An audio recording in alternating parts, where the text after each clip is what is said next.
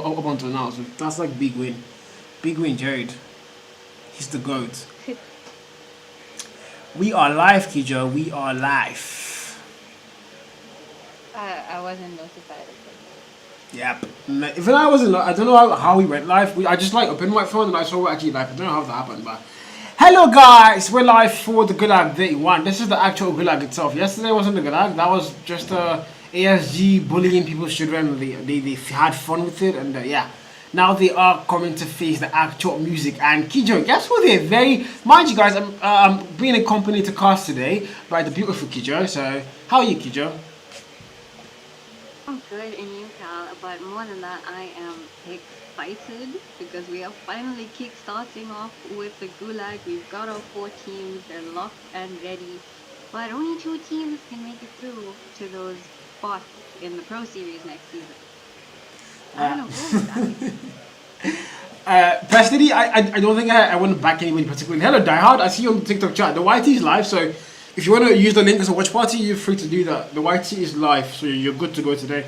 To be honest, I don't think I have any particular fan base yet. Like, I used to love Nonagon so much. Increase Kijo's audio. Alright, bet. Thank you, Jared. Done. Kijo's audio is increased, chat. Yeah, Kijo, can you speak? Let me hear. Can you speak? Oh, it's very high now. Alright. Alright, your audio should be good now. It's in the yellows. Alright, guys. So, as I was saying, normally I would be a hot Nonagon fan, like a lot, but the Nonagon I've seen in recent times, there's just not been Nonagon into me. So I don't know. But right now I'm gonna stay neutral. I want to see anybody qualified, maybe even ASG. You know, I think like ASG have had so many chances to qualify for the Pro Series and they've actually failed every single time. But there's one time I'm low-key rooting for them. I want to see ASG in the actual event. Hello AM, how you doing, guys? What's good? Yeah, Kijo. I'm rooting for ASG, man. Low-key. Well, I mean, considering they are our gracious tournament host and they've given us an incredible tournament so far, I would love to see them secure a spot in the Pro Series for Season 2. And not to mention the fact that Hunt Nonagon have fought their way through our last Pro Series. So they're definitely looking to make a comeback, represent alongside the other Nigerian teams that are already there. So maybe, but Mighty Esports, I don't know if you guys have been keeping up with the Challenger Cup side of things. Mighty Esports and Strix Gaming have been going head to head constantly, week after week. And I mean, they also deserve this as much as any of the other teams. Yeah, I agree to that one. AM asking what has happened. This is the Gulag Series by ASG and also under the African Championship circuit, qualified for the African Pro Series. Casa, you're not the first to stream. Dot says, I want to see Tory Esports in the finals. I'm going to ignore that comment for now. ASG versus N9. Yeah, I don't know why. You know, like, Kijo, yeah, I feel like you on the event, you look, you can pull a couple strings. Because why would you pull your first match in the Gulag Series up against Nonagon? I don't get it. I'm so confused, you know. But also, important point to note, 3 teams are qualifying for the African Pro Series, not 2. Description on the YT chat, let me just let you guys. It's going to be 3 teams qualifying for the African Pro Series, no longer 2. So, I mean, if ASG is not one of those 3 teams, I might have to have a word with that with the organizers. I don't know. I don't know. I originally thought that it was 2 teams, but I guess now these teams have a better chance of making it to the Pro Series. And to kind of answer your question, ASG against Hunt Nonagon. Can we take into consideration that Hunt Nonagon didn't win a single game in the Pro Series? Okay, if we're gonna bring that up, nah, that is dirty work you just did there. Akila, thank you for sharing the live stream, but I mean that is actually fact. That is actually fact. Jared asking how. Have you forgotten that NATO pulled out, or rather NATO got kicked out, so that leaves 1 open spot. Which has to be filled up top. So it was supposed to be Eclipse and Nonagon coming down to the Gulag against 2 teams, but we had to get 3 challengers teams and just Nonagon. So there's 3 slots open right now in the main event, right? Yes, 3 slots open. Wait, what? What am I even saying? Is it 3 slots open? But they said it's 3 that's qualifying. Bro, actually, Kijo, I think the math is very confusing, bro. They did say 3 was qualifying. I don't know how. Think about it. How? the math isn't mathing. There's been so much that has happened since the Pro Series ended. So it could quite possibly be three teams, maybe two. The math is not nothing on Earth. I mean, I'm kind of confused. I won't even lie, because like they did say three. AM, I did say this is the Gulag Series. It's on the screen. It's for the African Pro Series, so teams are fighting for a chance to qualify for the African Pro Series. Also, TZ, thank you for the help me, TZ. Yeah. It's not nothing, you know. Rick, stay for the follow as well on TikTok, Lucy. God bless you, man. It's not really nothing, but they did say three teams are qualifying. I'm yet to understand how, because okay, now NATO pulled out. Wait, hold on. So Eclipse now replaced NATO, so Eclipse are up there. So we still have six teams up there, if I'm not mistaken, somehow. Wait, it was eight. Hold on, wait. Hey, I'm so confused. No, no, It no. was eight It's teams tied. last It's season, really right? tied. I'm Yes. going to lose my mind. It was eight teams last season, right? Eight teams, and then NATO got Hmm. kicked out. Yeah, so we now have seven, and then Eclipse. Bro, this is so confusing, bro. You know what? I'm done. I'm done. Okay, I'm giving. hold I on, give hold up. on, hold on. Yeah. Let's break it down, right? Our bottom two teams, with all love and respect, was ECL and Yeah. Nonagon. Yeah. Originally, they were supposed to be the main team that came down to the Gulag Series. But since Yeah. NATO got, kicked out, RIP to them, ECL got a bit of a bump up and Yeah. Nonagon stayed to play in the Gulag. Yeah. So I think we still only taking two teams, Exactly. if that makes sense. Exactly. So I'm I don't not know sure where how. three teams are. Yeah, it's supposed to be just two teams. So I'm really confused how exactly it's not two teams. Real time production on my stream, you guys now have more. I don't know where you guys are, but like I don't know what the hell real time production is. Can you guys stop watching my streams? I find it very annoying to see you guys watching my streams. When is game starting, guys? I'm still not going to a room code. I'm going to ask now. Sorry. We still haven't gotten a room code quite yet, so I'm waiting for the room codes to come in, and then we know what's happening up next. But AM, thank you for the gift, man. Thank you for the roses and the heart me. God bless you, Risky. We are waiting for the room code. Oh, there is a room code now. There is a room code now. Thank you, Musky. There is a room code now. I'm gonna join the room real quick, but you guys, I think you guys can enjoy the. Also, we're live on YT, guys. The main stream is on YouTube, and if you want to gift me, guys, you know what, guys? I'm gonna say this a lot of times during the stream. Don't be offended, but if you want to gift me, please go and buy a sub on YT. It's 1,000 naira. That's like less than $1, yeah. But because gifting on TikTok is so, it's rubbish, guys. Like the what you get is so. I get less than 20% right now, bro. It's that bad. So please, if you want to support the stream, just go to YT and buy a sub. Or even watch, just watching the stream on YT alone gets me paid. So YT guys, thank you guys. You guys are getting paid.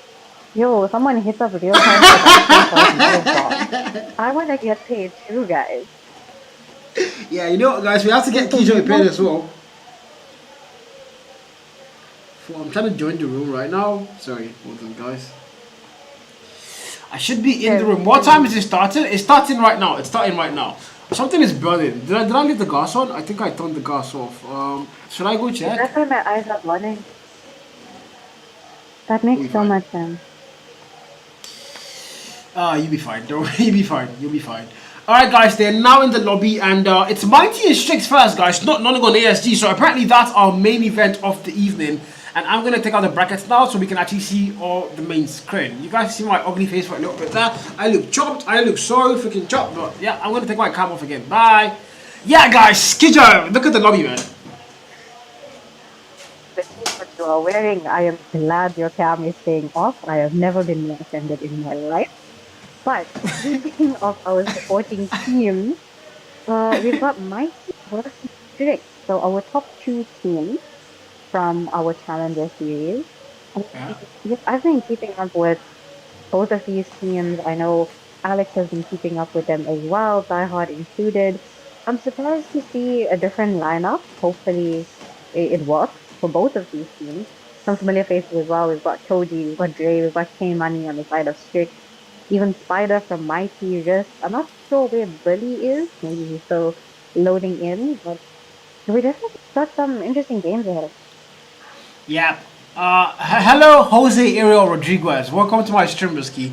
It feels really good to see people join from that are not Nigerians. I'm tired of all these Nigerian friends of mine. Yo, Jiggy, what's good, man? Thank you for coming on the stream, guys. Brick says Mighty on top. Ethan says Strix winning this. I won't lie. Okay, looking forward to see what's gonna happen, guys. Right now, we only have Jared and Whitey, guys. Why is he always Jared, bro? Like, I'm so tired of Jared, bro. Can I get somebody else on the Whitey, man? Really? Oh, Mel doesn't appreciate me anymore. Oh, we have I'm a Benki on the guy. Whitey now as well. Win, guys. We have Benki on the Whitey, man.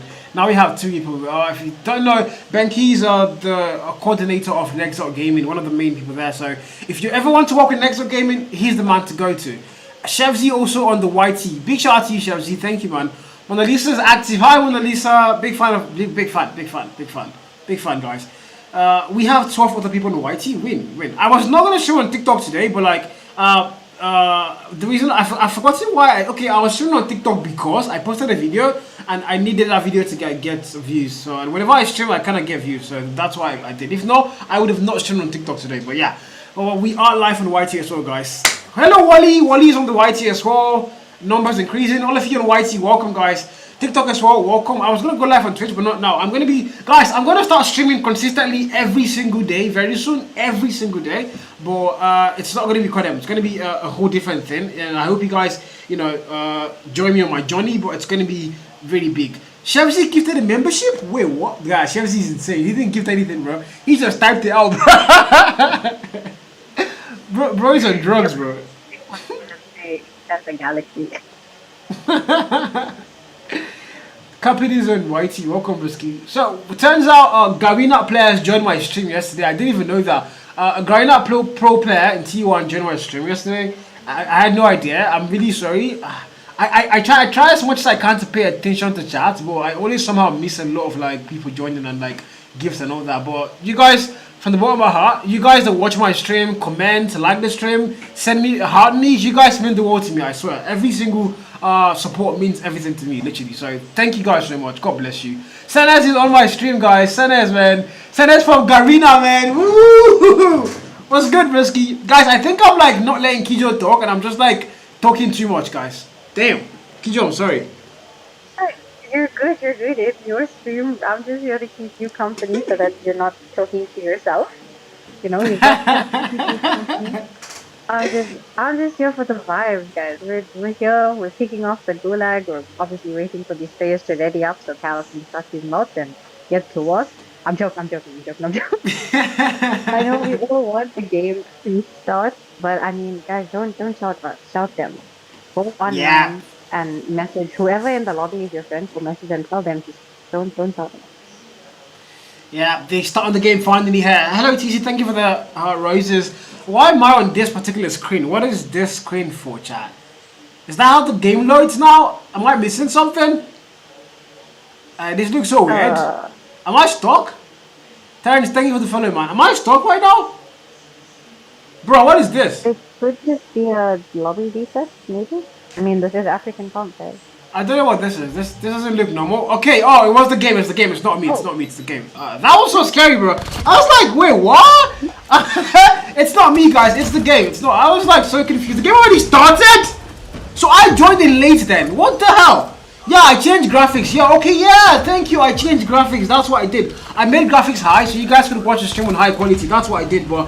Alright, Kijo, let's get the casting started. Unfortunately, there's no graphics and all that because Jade is in here. Jade went out. Jade went to meet his girlfriend, blah, blah. So we are stuck to me doing production today, which is very depressing. But so far, Mighty and Strix are going to take the lead on that P1, Kijo. Oh, the fun has started. Mighty on the blue team, Strix on the yellow team, considering we don't have graphics today. And Strix coming through and taking over the kill feed there, looking all yellow, and they have time in point 30 in double digits. Mighty don't look like they have a chance. Mind you, they are players from Senegal, so they sometimes have a ping advantage, sometimes don't. And it doesn't seem to be looking like it's going in their favor. Yeah, I really hope that this is not one of those times where we will start blowing pink here. I want to see a very close game. I mean, this is like this is the semi-final here, to qualify for the main event itself. So I don't want to see any blowouts whatsoever. As game's going to kickstart, and sorry for the boys and yellow are going to get things locked down. And if you're Mighty, you're going to start the game really slow. P2's going to load in. You're not going to have that spawn. It's all going to come down to being able to break the spawn at the same time, start to get gameplay in your favor. I don't know if they can start to catch up soon here, Kijo. Pretty possible. The Strix Gaming, Mighty's on 6 and the operators are out already. Each driver about to climb out. Death Machine already insanely making the most of that before he gets taken down. And finally Mighty are in the point. But it gets contested again. Strix Gaming are not letting those last few seconds go without some fight. They want to make that gap in the OBJ even bigger and bigger. And we're only on P2. Man, this is just like, it's sentences that are starting to get really a bit too far apart now. And if you're Mighty, well, this is not the start you wanted. This is not the start you hoped for. You know, coming into the very first game of the actual Gulag itself, and you're being put down very bad. That cannot be a good thing. You have got to find a way to make this work. And it's just all yellow on that kill for the blue comes in a little bit now. We're going to go towards that next turn. Who's going to get there first? Mighty are going to have better rotations, but can they hold it down though? Can they hold it down? Really hold it down indeed. We got the Dino coming in with a warm machine, gets a 2-piece, but Double J came out with a Tempest. I haven't seen a Tempest in so long. We finally got Mighty in the double to be here for OBJ, but smoke grenades going all across the point, and the claw comes out by Swifty, making him get a 3-piece. So he is now holding down the point for Mighty and closing up that gap. Yeah, Doji comes in with a midi, able to get a kill there. Dapo fights one. The boys simply going to find the value again to come back in, and 26 and 86. The score line not too far apart, kind of far apart, but we're starting to see Mighty get a little bit alive. So hopefully this can really start something good for them. Through that door, Ulin comes through, Trade finds him. He's going to find one there as well for that trade. That ball comes again, able to clear out that hill. Strix is not going to get that break, but it's going to be a mess in for Scraps. You need to start going towards that next hill, and on the minimap, who's going to be getting there first? I mean, kind of rotations are looking good for both sides here, Kijo. Well, Mighty had one player holding down points for next, but he just got taken out. I think that was no limit. Someone might have found his limit and pushed him out into respawn. We've got Strix over here reaching 100 points. Death Machine out again. Player number 5, number 9 total gets taken out swiftly by Swifty as he pushes on to points now. 42 for 100, and Mighty are closing off that gap. Money trying to break in corner, waiting for his teammates to back him up. Koji coming through, Blacko coming through as well. And just like that, Mighty are out of the game. Guys, I can see chat, a lot of people are saying TikTok is lagging. YT is fine. I don't know why TikTok is lagging. They're both on the same encoder. This is really, no, I don't know what's happening. This is a TikTok thing. So you guys might have to go to YT, guys. I don't know why TikTok is lagging. It makes no sense. My network is fine. This is not network. This is not network, so I don't know why TikTok is lagging. It should fix itself soon. You guys just hold, give it a minute or two. It's gonna fix itself. But YT isn't lagging, so if you want to follow up right now, YT is actually very fine. And I think a lot of the lags are coming through from my phone itself, not network. Network is actually perfectly fine, so it might be my phone. It might be my phone, Kijo. That's sad.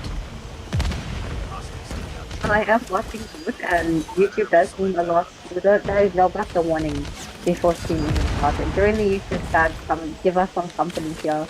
And please support your favorite team. Strix Gaming still in the lead right now. Equalizes out again by K Money. How many kills can he get this time? And he's taken down below, and he's chasing them down. He's hunting them with his equalizer. And we're back over on T1. Hunter Killer don't get sent out. Equalizer still in play.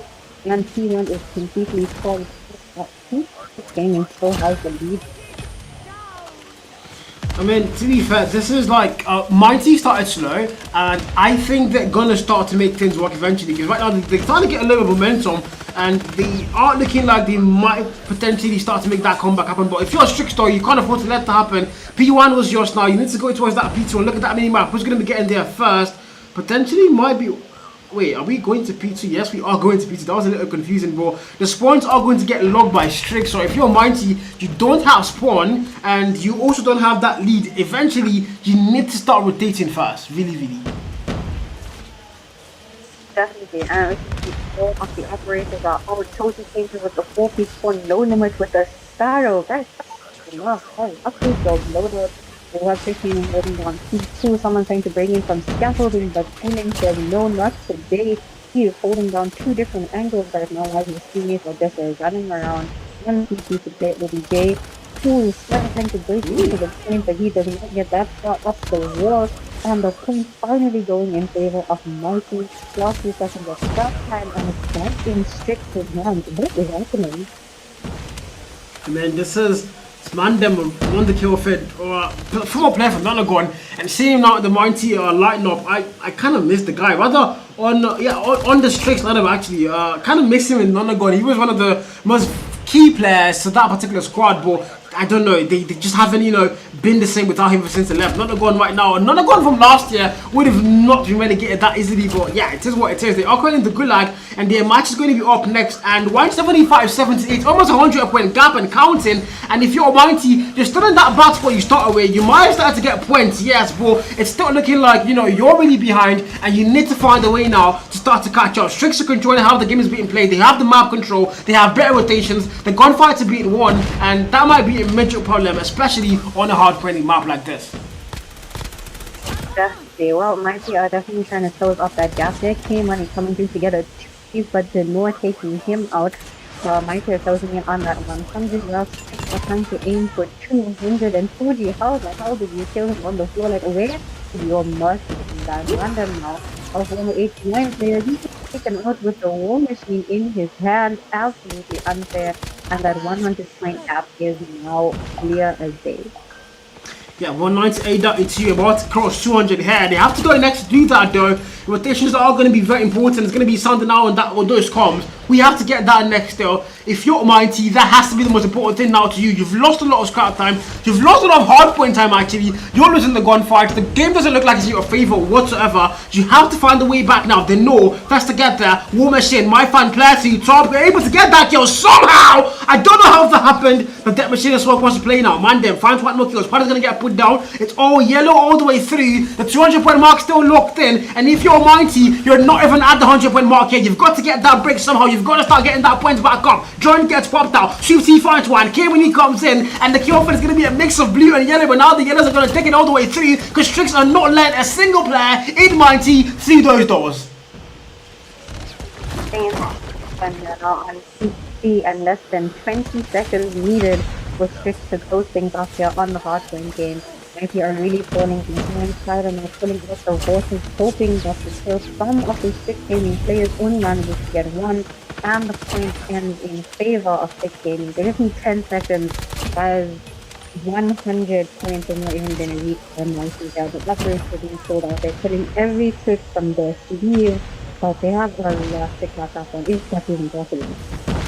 They do have a lot to catch up on. 7 more points. I think we might as well put the fives in the bag here, but we won't mind to go and speak there and say that too soon. War Machine finds a double. Trent puts him down. Back to that potential mid-map presence here. Mandem able to get a double there. Kimberly finds Suitor Sword. Trade comes in as well for the boys in blue. But Candy now start to rack up points because they can't let Strix get anywhere near the hard point on that P1 as they have it on lockdown. I think it's instant. Mandem with a double kill there to clear it out, but can they hold? I think they can. It's Mighty Strix. Mighty's still trying to make that a comeback possible. Are they going to find a way through? The answer is going to be no. As Uling finds the last final kill, and that's a 250-106, and the scoreline wasn't close, Kijo. It wasn't close. Close at all, considering Mighty was at the top of the challenger's top scoreboard, and they just lost it over 143 gap in hard point.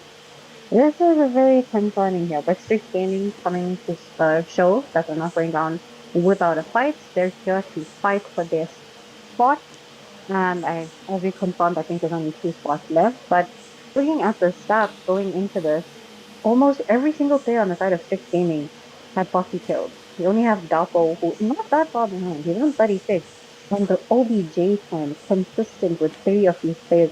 Toji over 2 minutes. Someone, I need to take notes. Alright guys, I hear the lags. Let's try and do something about it. So what I can do is let's switch the Duan to Wired. The issue I have with that area of Jared is that Wired always reconnects. I don't know why, but Wired is a lot more stable. I'm currently using wireless, what do you call it? Wireless casting, so that might also contribute to lag. So let me try and change the casting to Wired, and hopefully that helps you guys. Come in guys, come in. Let me try and fix that right now. Let's make it wired. That should help. That really should help. Hopefully, if it does help. If it doesn't help, we're cooked. Let me You try want and me to get the keep wired chatting caster. and in the meantime? Okay, wired. Guys, this is why Please we work. say double the production behind the scenes every time. This is Yeah. what we Jared, we production. We look That's why very Jed good. handles production, guys, not Carl. This is why. This is just why. If Carl does it, you guys are That cooked, is fair man. enough.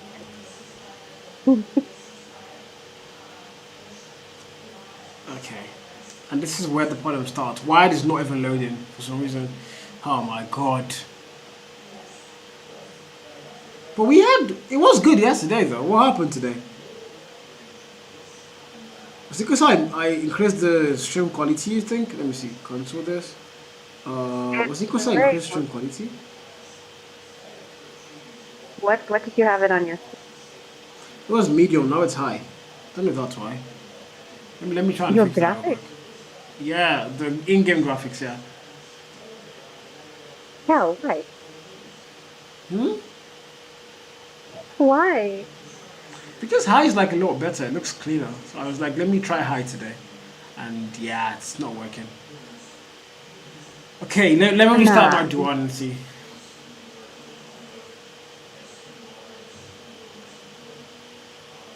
We just want to know who secures the spot.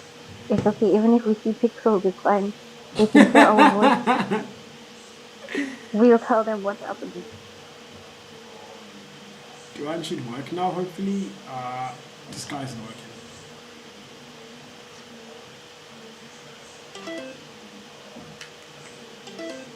Please work, Duan. As I say, a prayer for Kyle and his chat. If it doesn't work, we're gonna have to like stick to wireless, bro.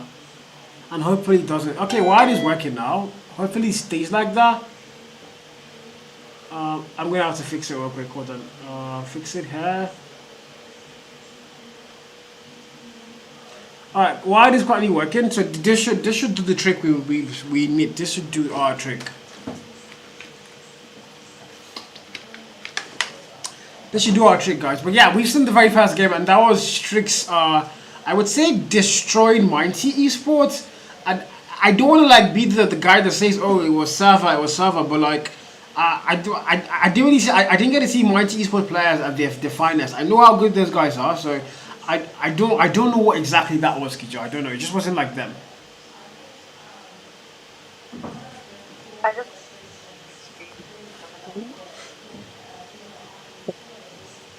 things moving on the side. I'm hoping this thing. I'm hoping that at least the lag get fixed anyways. Sorry, these are NG teams. Yes. No, no, no, no, no. One of them is NG. One of them is from Senegal. Mighty Senegalese team, and NG team is Strix. Strix is NG team. So it's NG against Senegal. Both West African teams.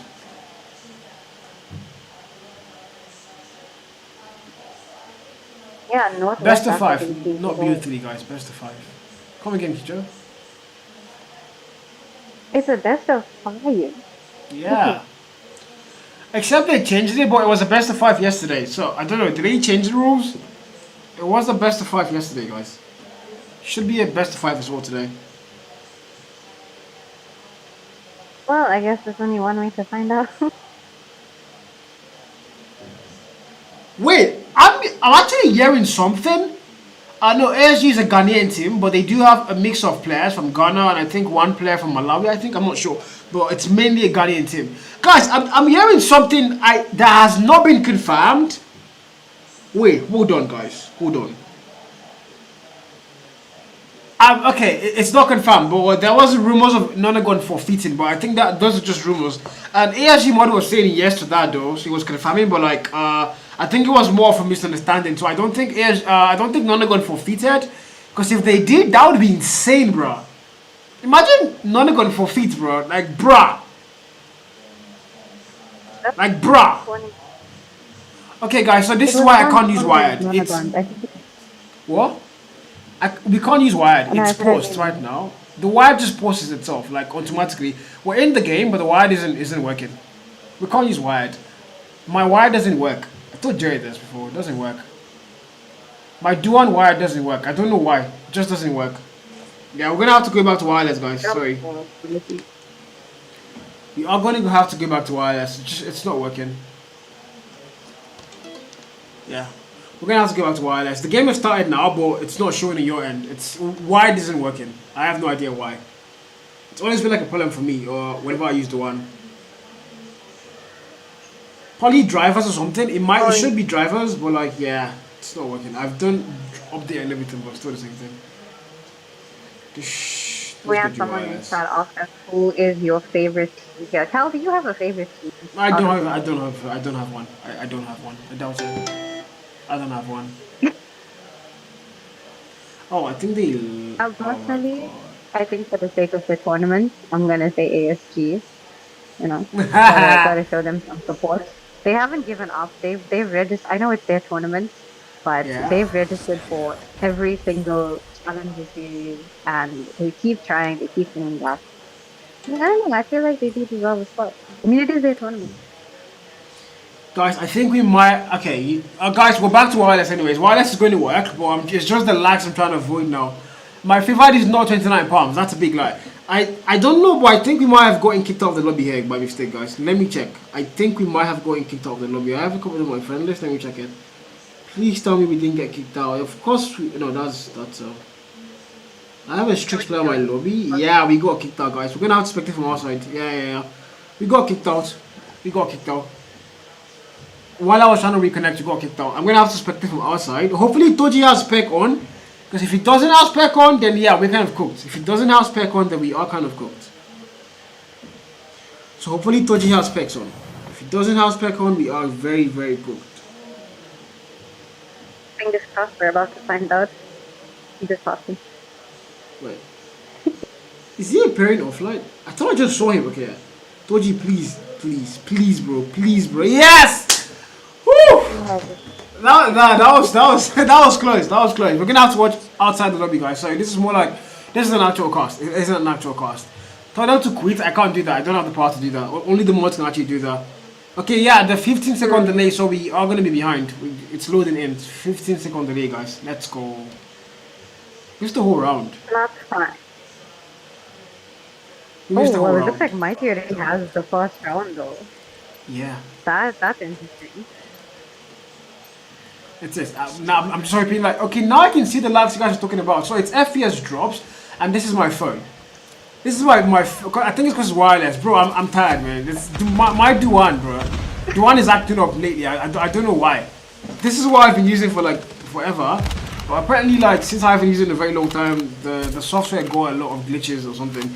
But yeah, right now, Mighty do have the lead locked in though. That's I think what everybody wants to go and see. Mind you, it's the best of 5, so it's all down to possibly a map 4, map 5. I don't think it's gonna be a 3-0 sweep for anybody here, especially as Mighty on the back for now. So they have to win S&D hopefully, and then we can forcefully get a map 4 or map 5 here, Kijo. We're still going to double check whether it's a best of 3 or best of 5. Did not expect that, but hey, either way, we're gonna see a control, so I am down to spectate for as long as we need. Looks like things are at 3v4 currently, and Strix are playing very close to the ground, pun intended. I'm not sure what these two players are doing on A-Long, but Strix Gaming are going to be planting for our first 8 rounds, and then things will switch over to Mighty, who hopefully have the advantage. Yeah, I mean 3v3 now though. It's more like both sides are playing very safe and everybody's doing too much overextending. So just hoping to see either this side start to get kills in. What nil though in terms of rounds. Mighty have the lead locked in. They might have lost hardpoint, but S&D's not time to work for them. That's the most important thing. They need to not make sure. Okay, man, them that was clean. It was fine Billy off guard, and 3v2 and Mighty are not going to have numbers anymore here, Joe.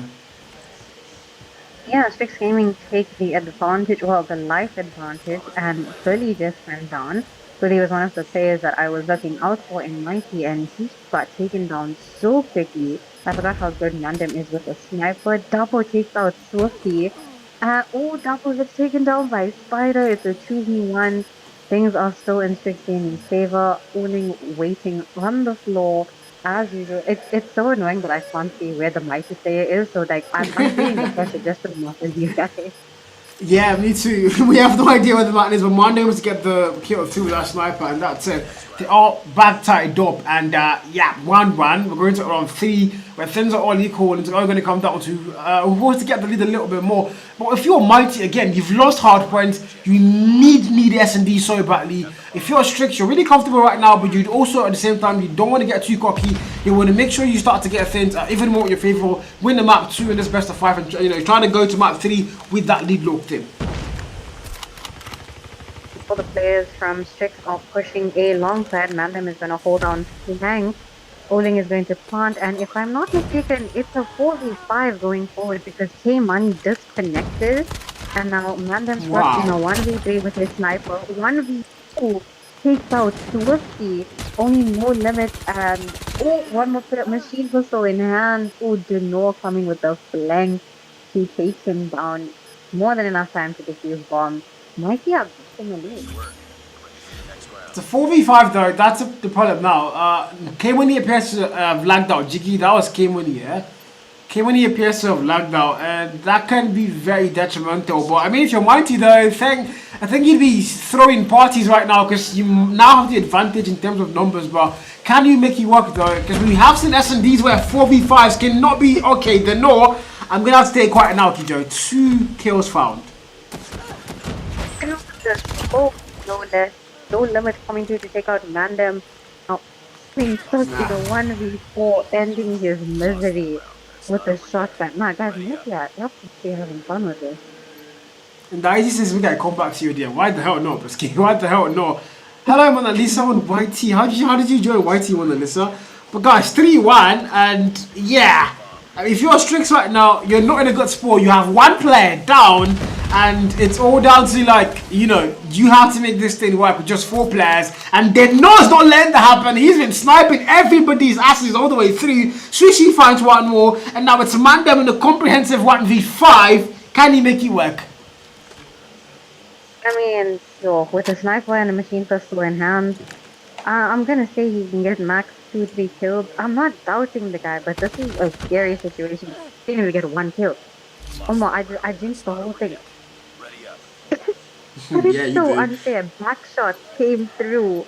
He didn't even have a chance to scope in. He just died. I don't even know what to make of that, but okay. 4-1, and Mighty are kind of having the fun. They are having the fun they need to have now. Potentially though, can they make sure that, get things on always wait till map 3 where things are tied up, because that's an important thing here. And again, if you're Strix, you have 1 player down, so every kill counts, every life counts. Stoji able to get a double on the back of that one. Dako might get 1 more here. He does find the kill. He didn't find the kill actually. They are going to put him down, and I would say 3v2. They still don't have numbers locked in though, so this can still be a clutch for their side. Thing goes down by Swifty. 2v2 numbers are equalized. Toji with his switchblade in hand, and he is hunting down these last 2 members. He finds 1 in comedy. Goes down by Toji. Trying to even things off here. Mighty have a 3-round lead. Strix still has to plant bomb, I think. I mean, they know where bomb is, but I think they'd rather go for the kill right now while they have that advantage. Only 1 player left on Mighty. Guys, our guess is as good as theirs. We have no idea where this last player is. Bomb has been picked up. Seems like they're planting on B side here. None of them doing the most to carry his team. He's even playing OBJ in S&D, guys. Where will you find an all-round player?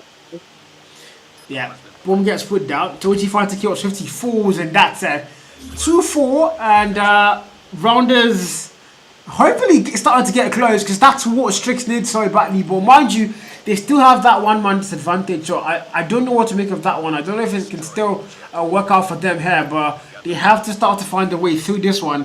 As 4-2 just goal line, Mighty have the lead locked in. They also have numbers advantage, but can they utilize on this one and make sure S&D firing range is going to be theirs? They see Mandem taking his spot in order to watch flank here. And he still has that advantage. Early coming into the game to take out Koji, but Dapo takes him out. Now it's 3-4. 3 as only takes out Swifty. What was that angle? Oh my days. I'm definitely hates when smoke is out, but nobody can get shots through the smoke like Genoa. They've got a 3v3 here. Numbers are tied. Bomb still in hand for Strix Gaming. And it seems like they might be making a comeback. Yeah, they do have numbers tied up though, so it's still very much anybody's round here. Bomber's not been planted for them. Uli has the bomb picked up, so eventually he's going to put it down. There's a long time on the clock though. 1 minute mark still there, and they are going to be retracted towards his B sides, but they have to put that bomb down soon. You don't want to risk the time and get into a very bad time spot rather before you're going to get the plant in. So, I mean, put the bomb down, play defense, and man able to get that 1 kill now. That's going to be very vital because they now have numbers advantage. Also with the bomb picked up. I've got no idea why Ulan is not planting the bomb though. I mean, he's got the bomb. Why not plant it? He wants that 100 points. Give the bomb to Mandem. Let him carry the whole team. He's on the other side of the map right now. He needs to make his way from trailer and get his ass to B bomb side. Only gonna hold on there. Oh, never mind. Mandem takes out Denor, the deadly sniper from the side of Mikey, and he is making his way to his teammates, but Dapo just ends their misery and Strix with the comeback. It's not, imagine coming back with 4 players. This would be generational for Strix right now. Putting Mighty down to 4v5, this would be something that they would not forget in a hurry. And I can assure you that the group charts are going to be absolutely annoying to beat today if you're a Mighty player. If you go ahead and lose the S&D to Strix with a full man team in fighting ranges. Now numbers are going to start coming through when it's a 2v4 and Mighty have numbers locked in. Mandem looks like he's lagging. Mandem is actually lagging right now. He's not moving and that might be a problem for their side, Kijo. I mean, this is not the time he wants to be lagging. Oling is out on his own here, manages to bring it down to a 1v3. Mandem's still not moving. I think he just needs a break. He's tired, he's been carrying. Bully completely ends his misery. And finally, Nike has won another round after it was 4-1, 4-2, 4-3. Now 5-3 as we head into round 9. We also had Ultra in the chat loss. One hardpoint guys. That was Strix Gaming. They won 250 to 104, if I'm not mistaken. 106, yes. Crazy scoreline. Crazy scoreline. So now we're back to the game. Then no! Jesus freaking Christ! I wish I got that POV, but that was a collateral. That was a lineup. He took 3 players down with 1 single bullet, and we didn't get that POV on stream. My God, this is why we miss Jerry chat. What a God's winner was that? And it's Mandem reconnecting now to go and save them, but he's still lagging. So it's literally a 1v. This is he's cooked. I don't know. Bomb gets planted. He's got to get the fee somehow, make it work. But I don't think this man is doing anything here, Kijo. I doubt it. I think he's just taking a break. Guys, whoever sabotaged Mandem's Wi-Fi, that's not okay. He needs his network. He's currently following Strix Gaming in this S&D. You can't sabotage them like that. They're already sabotaged. It's 45. How much more do you want them to do? I don't know. This is low-key depressing right now. If you're if you're the side, I mean, you have 1 man disadvantage, and now you have 1 player lagging as well. So I mean, that could not be good. But I think Mandem is not fully bad. Dakbo finds a kill. Doji falls. So 3v4 numbers are not in their favor still as usual. But if you're Mighty though, I mean, you are kind of comfortable now, but you don't want to get too cocky. It's 3 more points and you're going to force a map 4 here, potentially maybe even a map 5. Dakbo finds 1 more kill as numbers are now back on par. Well, the last 2 rounds did get taken on easily by Mighty there, but Mandem is now back in the game. Takes out Swifty with 1 quick shot from his sniper. 3v2 now, numbers are in favor of Strix. They might be able to make a comeback here as long as no one messes with Mandem's Wi-Fi again. It seems like Mighty planting now, if my math is correct. So, I mean, they have more than enough time. They have about less than a minute left on the clock. Oh, Deno is still alive though. The deadly sniper on the side of Mighty and their blocking side of Bully. So, it's kind of looking a bit neck and neck. Bomb goes down on A side, and now the Strix players were watching the completely wrong bomb side and looking after rotate. Darko coming in with the flank. Oh, he takes out Deno before he gets a chance to shoot. And Bully goes down as well. Mandem is back in the game. Wait, did you guys just see what Dakbo did? He killed the player, and he was still checking both sides of the map to see if anybody else coming in a 3v0. I don't know if there's ghosts in CODM now that kill you after you kill them, because I'm so confused. I don't know what that was, but that ball, yeah, you might have to come to church on Sunday, man. Please come to church. Dapo is fighting Mighty Gaming and his demons right now. And Mandem is just fighting this. Bro, don't know what that was, but 4v5 as usual. The round's gonna start now, and if you're Strix, you have been keeping things kind of close. Mandem able to get one nasty nade connection there, and numbers are not going to be on par, so that's very important to their cause. Can they now bank on that one? They're going to go through. Uling gets put down first. Vital kill, not even finds him. 3v4 other. That ball taking that top put. I think he saw somebody earlier on. Mandem finds one. He's going to get the kill first. Yes, he does. Now 2v2 numbers are equal once again. Equal indeed. Bomb goes down there on A bomb site, and the timer has started. 2v2. While Mighty still have the lead, at least Mandem is alive for the side of Strix Gaming. They can still catch up here.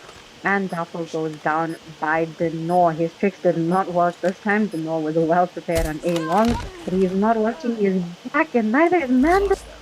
Oh my god, Spider taking him out from the side of Trail. Nah, that was dirty.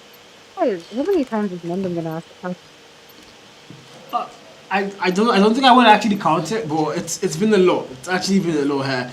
And well, I mean, if you're Mighty, you're not really complaining, are you? You might as well just win the whole thing and qualify for the finals. Yeah, the upper bracket finals rather. I think the upper bracket finals. So that's the whole point, you know. Get the game won, but don't forget, it's just they've already lost hard points. So it's if they win this map, they're only going to be guaranteed the game 4, maybe win a game 5, but that doesn't guarantee them any lead whatsoever. Stackball able to get that one more kill through a wall bang, and it's a 2v2. Numbers are back on par. They're not alive though. They're not been the major problem in the lobby with that sniper. I can't believe we didn't get that 3-piece on stream POV, Kijo. Sad. Well, we are definitely missing Baird, and when we took a look at the score, we see that Dapo was actually carrying here. I'm not in hand though, I think isn't in hand for Mighty. I forgot that they were the ones planting. But Dapo in a bit of a stressful situation here, 1v2. Manages to get a few shots there off the heady. He is definitely feeling the pressure. He's already carrying like much new pressure that he needs to be under, and he is looking all around the map for those demons and those last 2 players. They might make a rotation here towards B side. Guys, I'm here. I just predicted it. Guys, Mighty, hire me as your coach. I know exactly what they're thinking. I mean, yeah.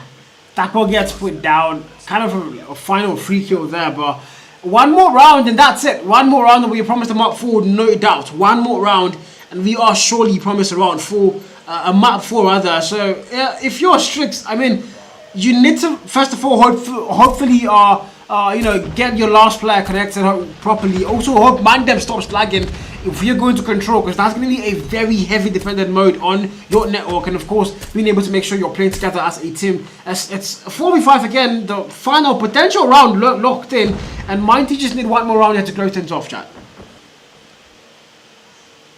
Indeed, it is match point for them, and Noah trying to make it a quick round. Already takes out Oling very early into the game. Mandem still alive for the side of Strix Gaming here with his trusty sniper in hand, but it's a 3v5.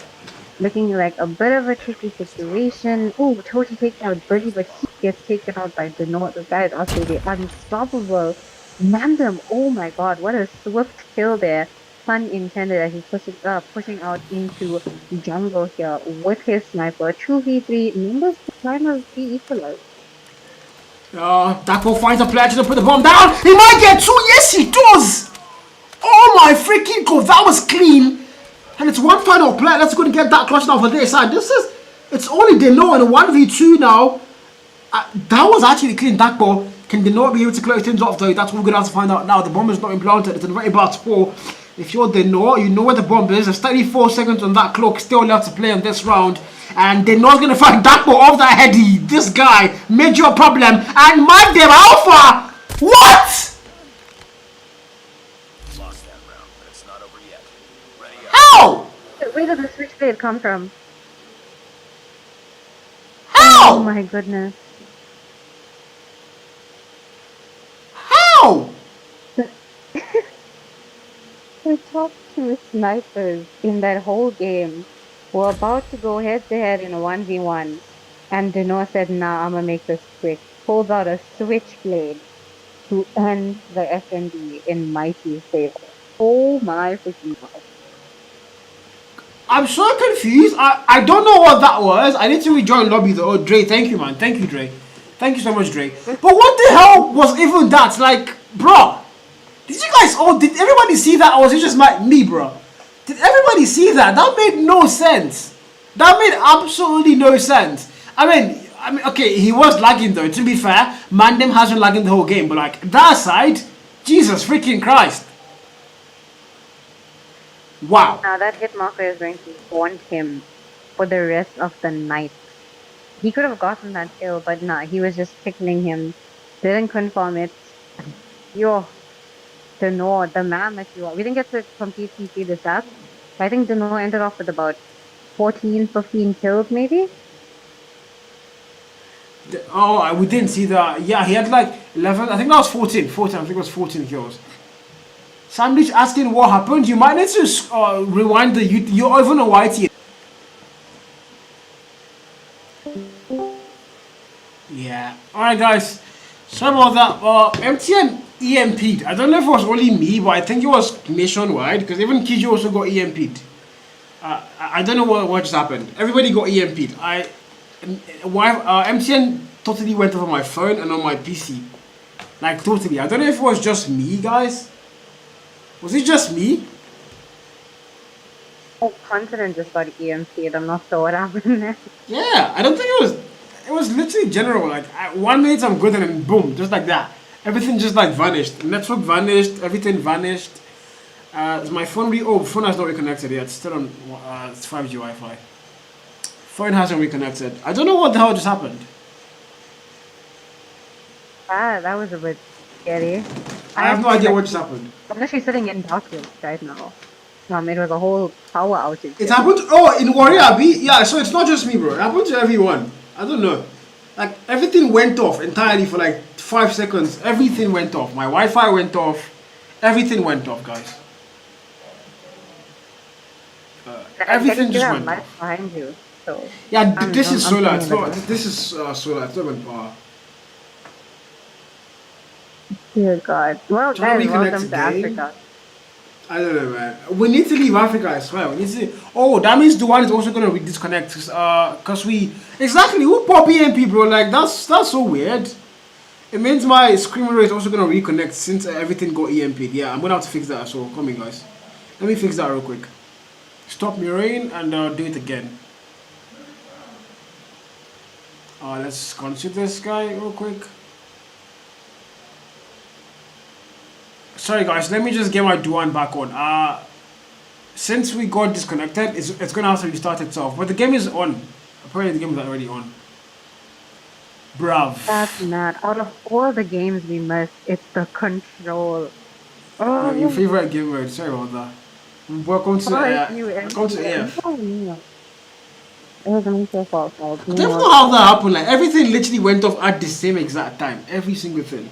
Okay, I should be back now. We should be back now. We should be back now. Let me get the game capture. One. We should be back by now. Okay, we are actually back.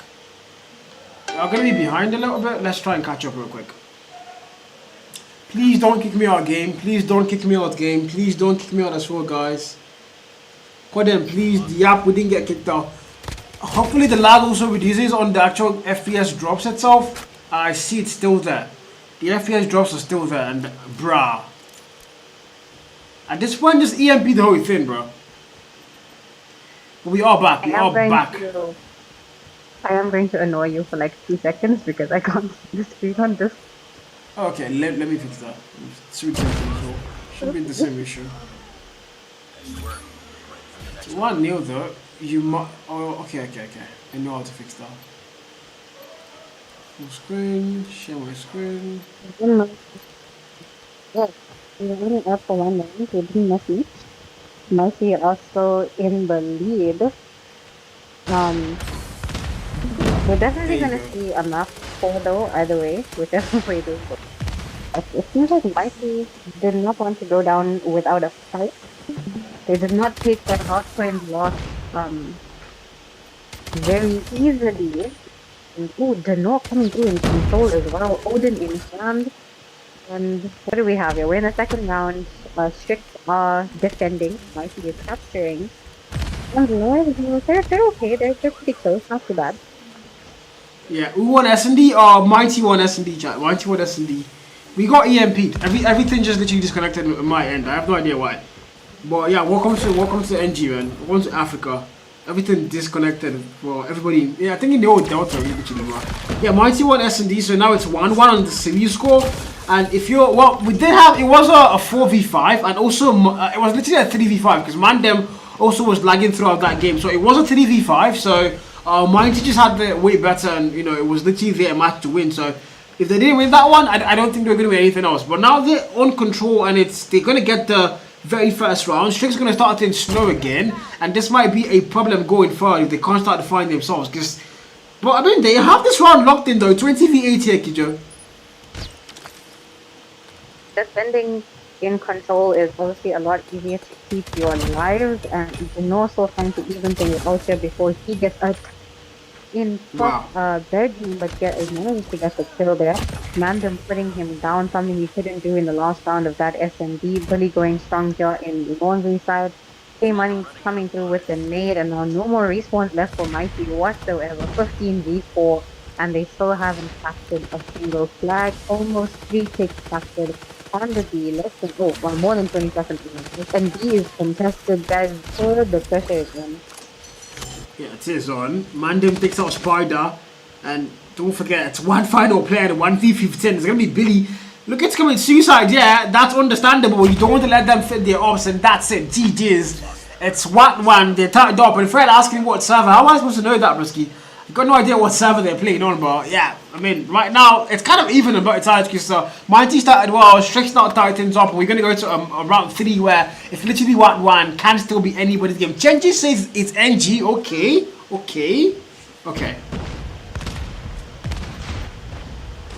I know that Mighty sometimes pull their players towards EU servers, but considering how Strix Gaming won the hard points and they haven't had a lobby reset, well, we'll question it. But it might be NG servers for now. Do not come into with the War Machine and take himself out along with Mandem. A bit of a rivalry going on here between Timur and Mandem, but Bully coming through strong with his Death Machine, gets the 2 piece there and kills himself again with the Hunter Killer. Bully, I think it's check up on Bully. I think he needs like 8 years of help. Cooling coming through with the Sparrow once more, and no limit trying to copy the rocks with those boxing gloves. Come on. Well, I don't know what that drone was, but that was I don't know. I don't even know what player to like it that to, but 22 and 21 so far. Lives are very much close. The A flat capture almost completely captured there. Double tick about to get fully locked in. Blue flag as well, the same thing. 2 ticks already fully locked in. Make that 3 now. As we're going to see Strix control the mouse. Spiders here trying to make sure nobody comes towards that A flag, but eventually that's all that's going to be on Strix Gaming mind. They have to get that A flag now. There's a lot of time on that clock. 2 minute mark, 20v20, as lives are still very much close. Definitely they are neck and neck. B flag completely captured here by Strix Gaming. 2 ticks captured on the A flag. So it could be anyone's game. Lives are going down quite equally. 19 for 19, 18 for 18, and over 1.5 minutes left on the clock. Swiftly holding down the side of Swan here and trying to spawn trap the Strix Gaming players. Doesn't manage to last very long. Oling now pushing out. 15 for 14. It is neck and neck, and it's only the third round. Just third round here. Nobody wants to let it go. It's more like, you know, this is literally the map that gets you the lead in this best of 5. I think it's a best of 3, by the way, guys. I've been to a lot of best of 3s. I'm not really sure. If anyone could confirm that on my chat, Jared, can you please confirm that on maybe WhatsApp or anything? I think it is a best of 3. I'm not entirely certain, but yeah, we're gonna find out very soon. Claw popped out, paying thank for the roses as 10v8, Mighty are going to have numbers locked in. They have a claw to work with. But again, if you're Strix, you have 2 operator skills. Actually, make that 3. The Annie already popped out. And 2 more to go. Jossie says best of 5. Jessica says best of 5. So it is confirmed. It is a best of 5, Kijo. Well, it looks like we are going to be here for a while. But at least we have you guys to keep us company. Mandem struggling to find a kill with his annihilating hand. No more respawns here for Strix Gaming though, as Mighty takes the lead with lives 8 for 3, and A-Tag is being held down strong. 3 more players here left for Strix Gaming, and it's not looking good. Oh, Billy goes down, dropping the numbers in the other 3 for 6. Less than 30 seconds left on the clock, but I know it's looking too soon. Yeah, back and forth trades from that kitchen room, and it's going to come down to, again, they know, confirming the very final blue, and Mighty are going to retake that lead, so this is it. Once again, they've got the lead. They got in the very first round. They lost round 2. They've won round 3, and it's safe to go and say every single round has been won, if I'm not mistaken, on D attack. I think, yeah, every single round has been won on D attack. So now Strix are the ones. I take that back. Every single round has been won on D defense. So right now, if you're Strix, you're looking position to win another round here, and Titans up and force it around 5 here, Kijo. So if everyone's winning on defense, then it feels like Mighty might win this. That was a difficult sentence to say. K-Money pushing out now with the equalizer, comes to 1, make that 2 kills, and we have Bully here with the death machine in hand. K-Money is flying through with that equalizer until he gets put down there in spawn to not letting him get any further. Almost 2 ticks captured here on the B flag on live once again. Yeah, neck and neck, maybe 22 and 22. They are tied up with the B flag capture. 2 ticks locked in. 1 more to go, and it's going to be there. It's all the way through. We now need to make our way towards the A journey. Who's going to get there first? It's, of course, the spawn is locked in by the boys in yellow hair. Not let me now for a spawn trap potentially. Mandem is close by. It's going to get thrown. Check your freaking corners, man. There's somebody right there. It's Mandem slides in like Michael Jackson and puts him down. And 19v20 again. Lives are still very much close. If you're Strix, you can't afford to lose this round. You have to tie things up. It's very important you do that, or you're going to lose control and you're going to be behind on the series for the very first time. And that would not be good here, Kijo. That would not be good.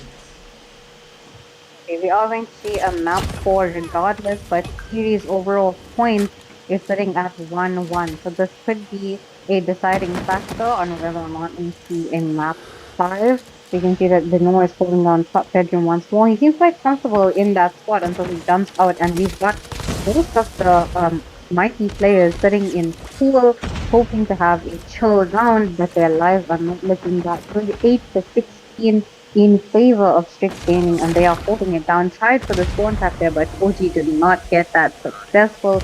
Blue Limit taking him down, and now 7 for 14. Oh, no more respawns there for Mighty Gaming. Once again, the theory stands.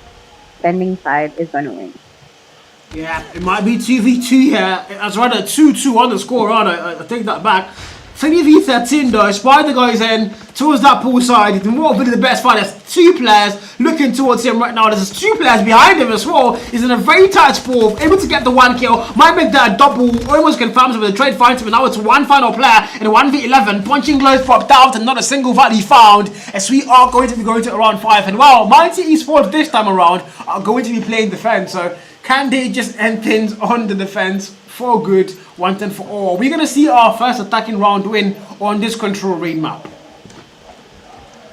We may have spoken too soon. By the looks of things, it seems like Strix is defending. You know, I really don't understand how they choose these rounds. I'm not sure whether it's an Activision problem, but Mighty are going to be attacking, and K-Money is going to be getting those kills in very early. Already takes out 2 from the side of Mighty, swiftly setting up in his position to let his teammates capture on the B flag. 1 tick already locked in. Renault holding down spawn and hoping that the Strix Gaming members push through, but Toji manages to push his way into gallery to hold down that spot. That class map is not going to work with the 6 blade in hand.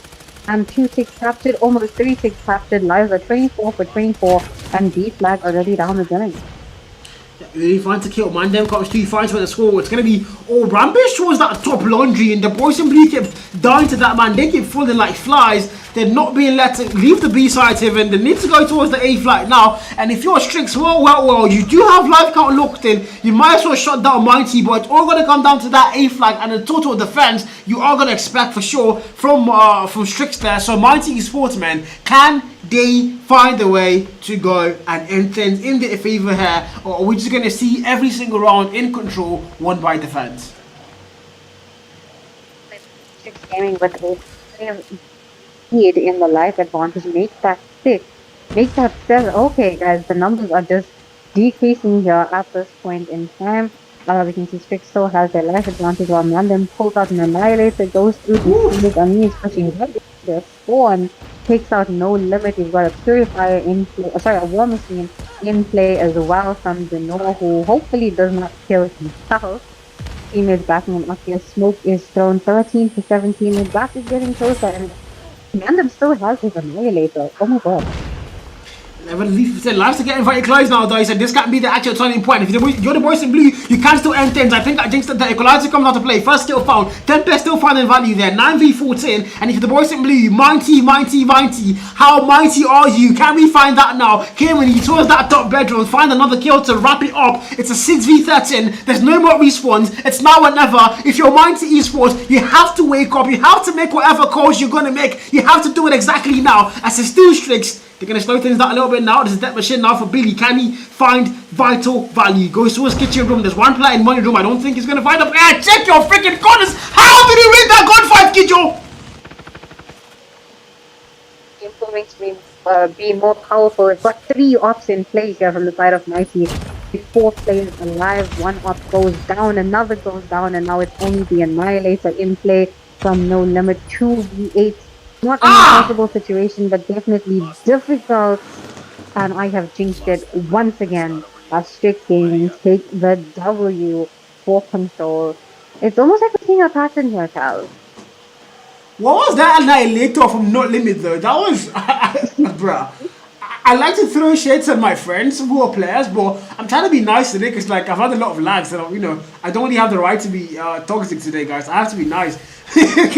But what in God's green earth was that Annihilator? I mean, there really wasn't a lot of chances that they were going to end things in their favour there, but that Annie could have been a turning point, but yeah, it just wasn't it. But anyways, Strix Gaming are right back where they started. They are in the lead here, 2-1, and best of 5, 1 more map for them to close things off. And the last time we saw them on hardpoint, they won it, so we are going to another hardpoint map here, Kijo.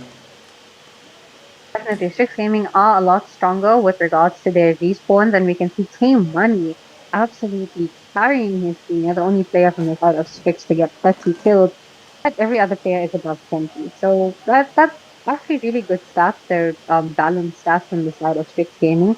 But Billy coming through, he was bottom frag in the SND, mind you, and he top fragged with 32 kills, highest in the lobby for Mighty. So they're definitely not going down without a fight, but his teammates, they need to back him up here.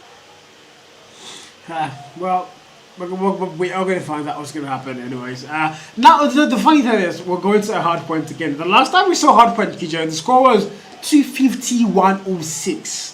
And we all know we won that. It was Strix Gaming. If you're Mighty Esports, I don't know what exactly the plan is this time around. It might be a map thing, it might be, if the map pick is going to be theirs and if it's a favorable map, they might be able to, force a map 5 here, but it's not looking likely, man. Strix are actually low-key starting to get the motion they need, and they are going to lock that down. It's a hard one, it's a respawn game, and Strix are very powerful in respawns. Again, like you did say, Kijo, we've seen these two teams a lot of times in the Challenger Series go head to head, and it's always very close, it's always back and forth. Strix wins it, Mighty wins it, and well, this is the one time it matters the most. This is the semi-finals to qualify for the actual African Pro Series, the upper bracket semi-finals. So, I mean, this is as important as it can possibly get. We know these teams did try in the beginning before Pro Series even started. They did try to qualify, and now they are back to put themselves through all this punishment all over again. But they're fighting for that spot. Strix currently have the lead. If they can close things off here in the next map on 4 points, then they will qualify for the second round of the upper bracket. Mighty still have a chance though. It just means they go to the lower bracket where they can still fight for their comeback. It's just been constant head-to-head battles with these two teams, and we haven't even got started on the next game. Nonagon versus ASG. So guys, please stay with us. It's going to be a really long and entertaining night, but we will see what happens in this next match. Yeah, it's gonna be very long, no doubt. And I think we do have the lag issue fixed. Not the FPS drops though. We still have FPS drops because that is on my phone. Rather, that is from my screen mirror app. I don't know how to fix that one. Jared is not here. If Jared was here, we'd actually do that. Jared is currently handling a Mobile Legends production for a Mobile Legends event. So real time is currently indisposed, and that's why they're not handling the stream today. But they're gonna be around tomorrow. Real time production is going to be around to handle the stream tomorrow, so you guys are gonna finally get rid of my whole laggy issue, whatever the hell this was. But yeah, 2-1 so far. Mind you, Jared is handling a different stream, but he's the one updating the graphics you see on your screen, not me. I can't do that. Jared is the one doing all this right now, so I don't know how he does it. This guy multitasks so freaking well. Big shout out to you, Jerry. This guy deserves the freaking flowers. Man, take your flowers, bro. 2-1, and Mighty Esports were on the back foot, and we're going to what potentially could be our last map in our best of 5 series. Decorum and Bobby, thank you guys for the gifts, guys. Thank you so much. Blank FPS YT asking current score. Current score is 2-1, as you can see on your screen, with Strix Gaming on the lead, and Mighty Esports yet to find, any lead yet. They've just tied things up on the map. Should I say map series? Yes, and we're going to a map for Hardpoint. The last time we saw them, yeah, Kijo, you can tell us what happened there. The fact that Mighty were top of the scoreboard throughout the 4 weeks of Challenger Series. They took quite a beating from Strix Gaming in the first map of the series, where Strix Gaming beat them 250 to 106. Mighty didn't stand a chance from the beginning. We saw them hold that single-digit OBJ time for so long, but maybe this is their chance to redeem themselves. And Hacienda, what an amazing match. Perfect for Camp, perfect to hopefully close things off the Strix and hopefully equalize things for Mighty. It could go either way. We could be pushing a match out here as both these teams are going to rush into points and see who gets the lead. Yeah, Hardpoint loads in. This is it now. It's all down to this one. If you're Mighty, you have one last stand, one potential chance to force them at 5, or are you going to get put down here? We're about to find out. It's P1, it's Hacienda, it's the freaking upper bracket semi-finals, and it's the Gulag Series brought to you by ASG-CODM, Kijo. Definitely, P1 is already being contested and fought over.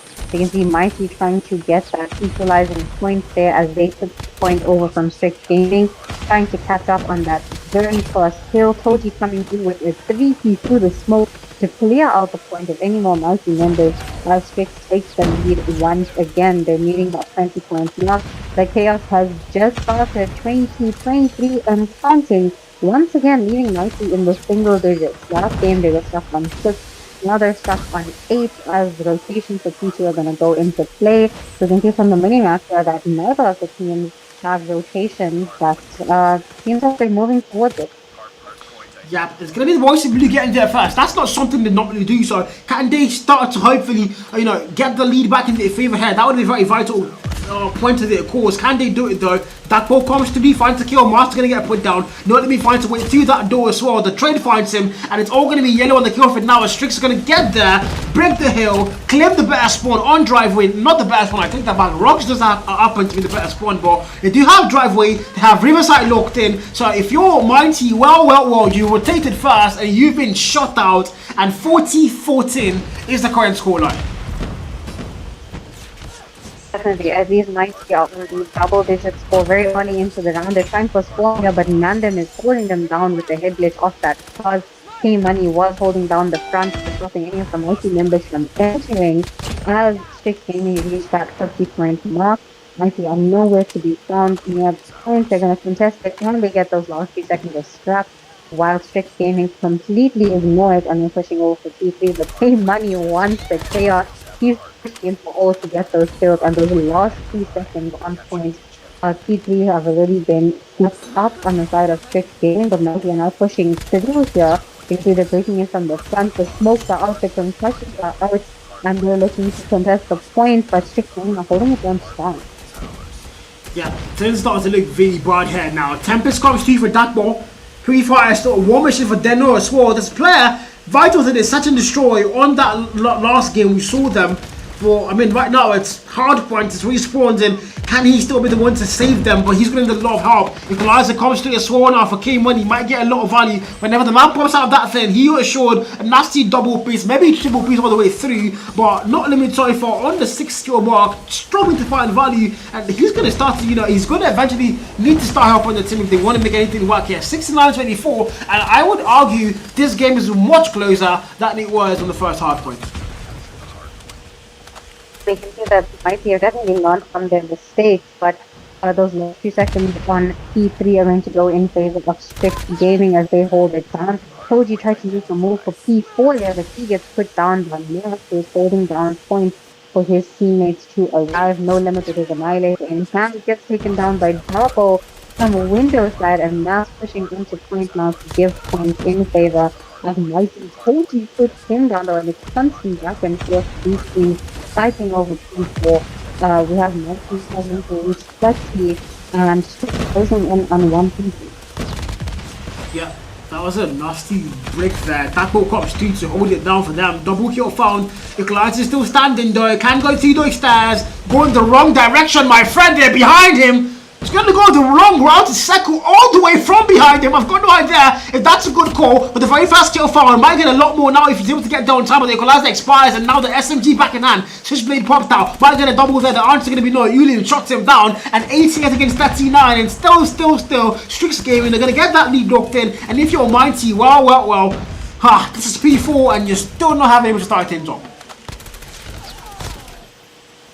Able to get the points in the beginning, but Strix Gaming are coming in, breaking the point and holding it down. Mighty are going to have to start taking some notes if they want to fight for their spot and push that map 5. There's only 2 spots left for the Pro Series for Season 2, guys. This is not how you want to be performing if you want to get one of those spots. You can see we're back over on P1 here, and neither of these teams have hit 100. Mighty are fighting to keep Strix Gaming in the double digits for. But now, Strix Gaming going to break through, double down 2 pieces there. Koji coming to his one, pretty muddy with a Kobe from above the map as Strix finally reach 100. Mighty are falling a bit behind with only half the score for team. Yeah, Tempest now popped out, has found a couple of values. Doji, look at that kill feed, all yellow. Mars able to get in the mix of things, gets a double kill for himself there. Can he get more? Tempest still there, and Abba now. I don't know what the hell that Tempest was towards the end, but he's going to get absolutely annihilated. And 58-1-2 of the 100-point mark now firmly crossed by Strix as they're edging towards that finish line. We need to go towards that next little though. Who's going to get there first? Look at that mini map. It's all going to be Strix Gaming. 3 players in the hill, 2 actually, 1 outside, 1 towards driveway. But can they hold it down? The answer is going to be yes. The Nor, why are you going towards rocks again, bro? Spawn maybe? We're confused on which point we were. Vance holding down driveway side, they're trying to break in with his teammates. K-Money taking down Bully, No Limit, and now Fuji not even letting Mighty get into the pointer. They're not coming through with his War Machine, manages to find 1 value there. Darko going on a 2-piece of his own, but Denor gets put down by Cody as they take each other out on you in 3DS style. K-Money pushing into the point now manages to contest it in the smoke, but he gets by a nade. Oh my goodness, 64 here, 65 as point goes in favor of Mighty, finally heading into Stack Camp. 135 in favor of Strix as the rotations are already being made for P3. Yeah, rotations there. Use the milli, my brother. He still got the kill though, Billy. That was good movement still. It's now going to go towards that PT. He was going to get there first. Look at that mini map. Once again, it's going to be Strix Gaming. Rotations are going to be the middle name. Player number 5 now. It's going to be Billy trying to get a little bit of info, but it's not going to work. Doji puts him down. K-Money finds 1 more. Swifty now for a come through as well. It's going to be able to get on the hill, but can he hold it down for reinforcements as he gets there first? Death Machine now. Pray and spray weapon. Doji. Equalizer popped out. Finds a double. Make that 3. K freaking Money makes it 4 as he finally falls. And man, them War Machine, the operator skills are going to go absolutely wild. What?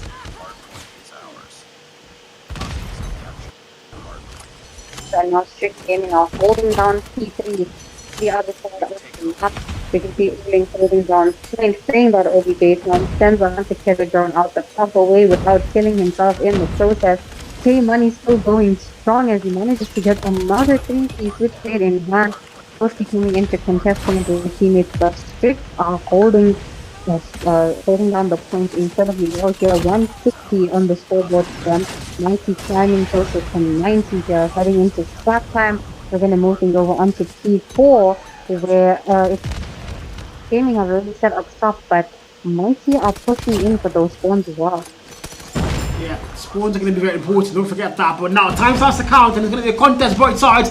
Now Spyro comes through, General freaking Eulin finds a very fast kill, makes that a double. A lot more players come to those stairs and they're going to get put down, but I think I jinxed it, then the casters curse comes to play. Back in 4 trades, 15 after the final blow. Can they clear out that hill? The answer is going to be an absolute no. As once again, it's going to be Strix able to get in there. Mass comes again, 4 trade, finds a kill, might get a double. The answer is going to be another no. As Eulin puts him down, it's 91, 177. And with your Mighty though, you're not too far apart. You're almost at the 100-point mark, but eventually you need to find where to start things up. Potentially go and get that lead if you want to force them out 5. Or this might be your end in this particular stage. And you might be falling down to that lower bracket after this map. Yo, really coming through with a 4 maker of 5. He wants the whole KFC bucket with that death machine in hand. And just to make it 6, he switches back to his gun and he gets taken down in points by owning 6 and now holding down Stefan to P4, and we're going to rotate back to P1 where Mighty are still under 100, make that behind the almost 100 lead back here. That's just holding over them once again. Strix Gaming proving to be a lot stronger in respawns than they are in SMD. Mind you, they were still 1 player down, and they still managed to pick up the start. Blocking everyone's vision, including ours, as Toji comes through with his own death machine, holding down point 2-piece round, looking for a third. He finds it on Swifty, and that operator is serving him well. K-Money now with his equalizer. Oh god, guys, this might be meant to be. This is starting to get to be one of those games where it's the hard point. It's always going to be one sided. It's clear who's all in the side now. Uling finds a double with the Spyro, gets put down. Trade finds him. Mass has been a very vital player. 24 kill mark for his side. I mean, everybody's kind of picked form. Mandem somehow the only player below that 20 kill mark for their side on 19, 99 to 19. The hard point time. I mean. Kijo, if you're Mighty Esports right now, I mean, the lower brackets don't look too bad now, do they? Well, maybe they can fight their way back up to the grand finals from the lower bracket. But by the looks of it, they might have to face Strix Gaming again. And I don't know if they want to go through this torture. Someone coming through 2 kills found with his Annihilator. He's pushing into P2 now, where it's currently tested. 31 seconds needed for Strix to close up shop, but Mighty are not going down without a fight. Anti-killer drone out. Is it going to find any value? But no, it finds the wall there as No Limit finally goes down. 2-1-9 for 1-2-3. Yeah, they start to get a little bit, start to get the emotion back. But can they hold it down though? I just think that they are going to get cleared out of the hard point time there. As Billy comes through now, that machine finds a double to go and rethink that hell. Mars comes through for help as well. Scrap time might be theirs, but potentially though you have to go towards the next hill. As rotations are going to be an echo on the players' comms. They have to get there first. They have to lock it down, get the better spawn. As now we're looking, hopefully, that might be something the Mighty are going to be doing. Only 1 player for Mighty is what's going to get there. Look at that many rabbits. Oh, Strix, 3 players already there for their side, but now additions come to play as well. Billy, can he find any value whatsoever? SMG feels him. Equalizer now for Mars coming through. He finds the very first kill. Hopefully can get a lot more because they depend on that man, and they're all going to get that break now. The 200-point mark locked in by Strix and less than 25 points, and it might be theirs on hard point as they retake the whole thing. And Mighty Esports going to get kicked out, but not for too long as they come through for a contest once again. Claw in hand, looking for value. Swifty on a 33 kill mark doesn't get any value there. He's going to get put down. That machine popped out. Doji through there. 231. Can they close things off now? Bursting off of their Toji absolutely spraying with that death machine in hand, and we've got players on the side of Strix Gaming above the 50 kill mark. They cannot turn back now. They're gonna throw things off here on Owen. Owen coming out now with his arrow. Toji with a 3-piece to seal the deal. 3 seconds, 2 seconds, 1 second left, and oh my goodness. GG's. GG's. G actual G's. That's it. This is the end. I would, I could actually play the song. I have Spotify on my PC, guys. This is the end. Hold your breath and yeah, hold your breath and count to 10, guys. And this is it. But actually, fortunately for them, this is not the actual end because they fall to the lower bracket, but they are not out of the Gulag series. They only fall to the lower bracket where they are going to be facing either ASG or Hunt Nonagon, which of course is going to be our next matchup, Kijo. Be staying tuned for another series of the night. But yo, in order to close things off here, let's just take a minute to appreciate Billy. Still carrying his team, still have the same momentum running from control. And there's only so much one guy can do. There's only so much he can spray his death machine, only so many kills he can get. The only player to get 40 kills on the side of Messi, everyone else above 30. And 250 bombs on the side of Strix Gaming, 56 from K Money, 54 from Uling, and incredible OBJ throughout. Every single player had over a minute. Yeah, they played OBJ. You can't deny that. But I mean, ultimately, it's just a little bit sad to see Mighty fall like that.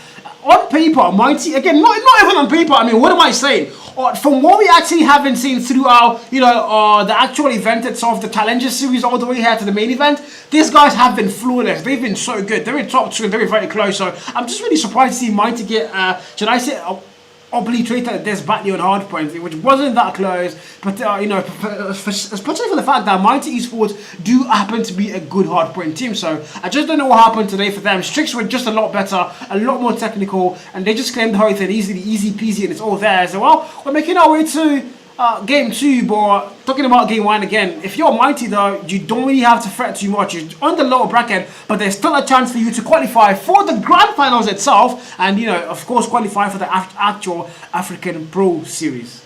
Definitely. All those two spots are still available. It's a double elimination, guys, so all hope is not lost. We can still hope and pray for a comeback for Mighty. They definitely did better than they did in the first hard points. I think they 37 more seconds in the points. But they need to work on their OBJ a little bit, work on their breaking into point, holding down the point. I think the whole hard point is huge. Somebody on Elenia on TikTok says Mandem na Angry Bird twin. I will not accept any Mandem slander. I'm a very big Mandem fan, so I will pour you water, bro, from my PC screen. But the only bad side about that is it's going to destroy my PC. So yeah, I will not be pouring you water, broski. But yeah, I wouldn't accept any Mandem slander. He's an amazing player, just not having a good day, I guess. But ultimately, though, it doesn't really matter. They still get the win. That's what matters most in the grand scheme of things. Also, a big shout out to Diehard, is he's currently watch party in the stream. Mind you, he can be in the lobby, but no. He said he wants to watch party the YouTube stream. Diehard has been watch partying everything watch party. Very soon, we're going to see Diehard watch party in Candy Crush events. I would not be surprised at this point. But big shout out to you, Diehard. Big shout out to ASG as well. ASG-CODM. Now, they are playing next, by the way. They are our main event of the evening. The one team that dropped with the African Pro Series. These guys have been through fire, they've been through hell, they've been through PDX, Mashada, and every single person on that upper, the main T1 event itself. And now they are facing the Gulag teams, where we have Mighty, Strix, and of course ASG, who is going to be their very first opponent. And if you're ASG, you've had 3 chances, I think about 3 chances last season to qualify for the main event. It didn't really work out, but now you have one more shot to qualify for the T1 event. And personally, I as much as I like to beef ASG, I want to see them qualify. But against Nonagon, what are the odds here, Kijo? What do you think? Well, considering how we've seen Mandem perform, maybe not in this last hardpoint game. I mean, he was holding down spawns quite a bit, so KD wise he didn't do too well, but he was definitely holding down the fort in SND.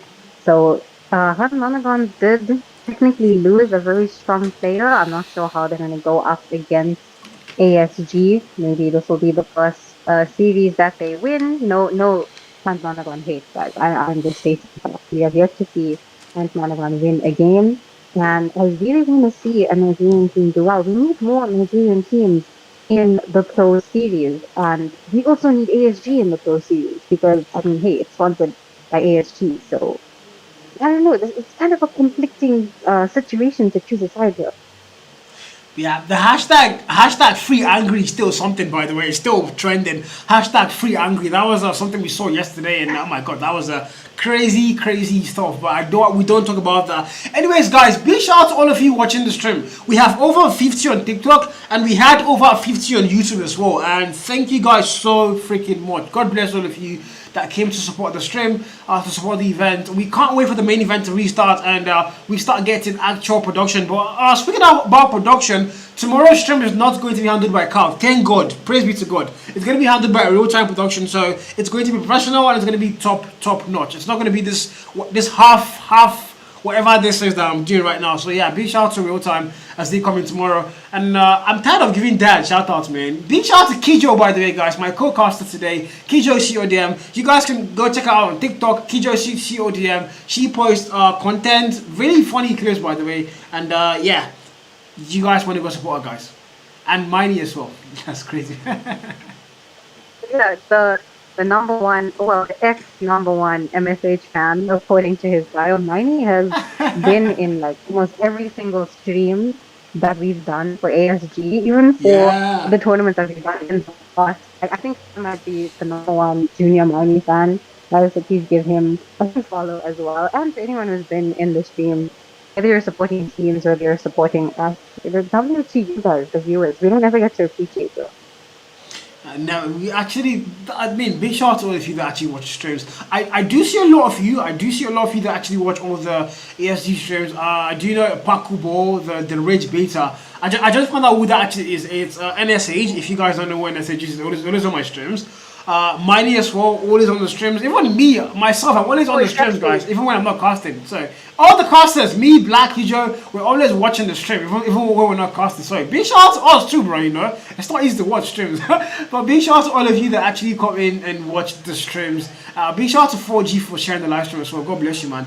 But now we're waiting for the Nonagon. Oh, Shevzy! Oh, Shevzy, I can't believe I forgot you, bro. Shevzy has been after my life ever since I said you guys don't support my personal streams. Shevzy has been after my life throughout last year. But Shevzy has been one of my biggest supporters as well. And every single platform, YouTube, TikTok, Twitch, he's like everywhere. And if I'm streaming on Twitch today, Shevzy's going to be the first person to actually watch it. So thank you, Shevzy. God bless you, man. Money Press, YouTube, bro. I see you all the time. Thank all of you. You know what? All of you on my stream, bro. I can't give everybody one bombs. Okay, YouTube, Risky. Thank you guys, man. Thank you for always supporting, not just me, but the African scene. Thank you guys for putting Africa out there. I believe we can be one of the most popular scenes out there. We need to, you know, push out African esports, and I think one of the ways to do that is by pushing out African creators and streamers like Diehard. Right, Diehard is one of the most vital, most important people in the scene. In my opinion, he's one of the most important people that can actually get Africa up there. He's doing so much. Watch parties, everything. Everybody's knowing him, and I think we need to support Diehard even more. Support all the upcoming streamers as well that actively are trying to push out Africa-CODM and African esports as a whole. So big shout out to every single one of you guys. Young Legends, give Eclipse a shout out. They are trying to be T2, Jesus Christ. Guys, I can't believe I read that out loud. No Eclipse slander, guys. You guys stop it. You guys stop it. No Eclipse slander on my stream. Jiggy is somewhere hiding. If Jiggy finds you, bruh, you're cooked. You're cooked, gang. Because I will not slander any of the Nigerian teams. Because if I do that, I'll never get to go to a LAN ever. For the rest of my life, they will not welcome me in Nigeria ever if I slander any single one of them. And if I do step foot in Nigeria, they will hunt me down until I come nothing. So Yeah, I mean, it's a lose-lose situation, I think. Nigerian Yeah, big shout out to my mods as well. You guys keep the chat safe. Big shout out to my mods on YT and TikTok. I have a lot of mods on YT, by the way, but I don't see any of them on chat. Like, I barely see them. I'm going to start taking everybody's mods away. Big shout out to all of you that actually help me like keep my stream safe. You guys are the goats yourself. But I think the main event we're looking for and waiting for right now is the, you know, ASG Nonagon. This is the main event. I'm asking for the room code, guys. Hopefully we get it soon and we can get the party started. Oh, it changes. Thank you, man. Changes just sent us the room code so we can do it. KC says is there a YouTube stream? Frenzy, there is a YouTube stream on the Carl channel. I think it's on. Oh, there's no link in my bio. I'm sorry. Just go to YT and search for Tori's Carl. It should be the first name to appear. I'm pretty sure. Should be the first name. Just search Tori's Carl and you're gonna see the YT stream. Changes, thank you for the room code. I'm gonna join that now. Thank you so much, man. 151. 3.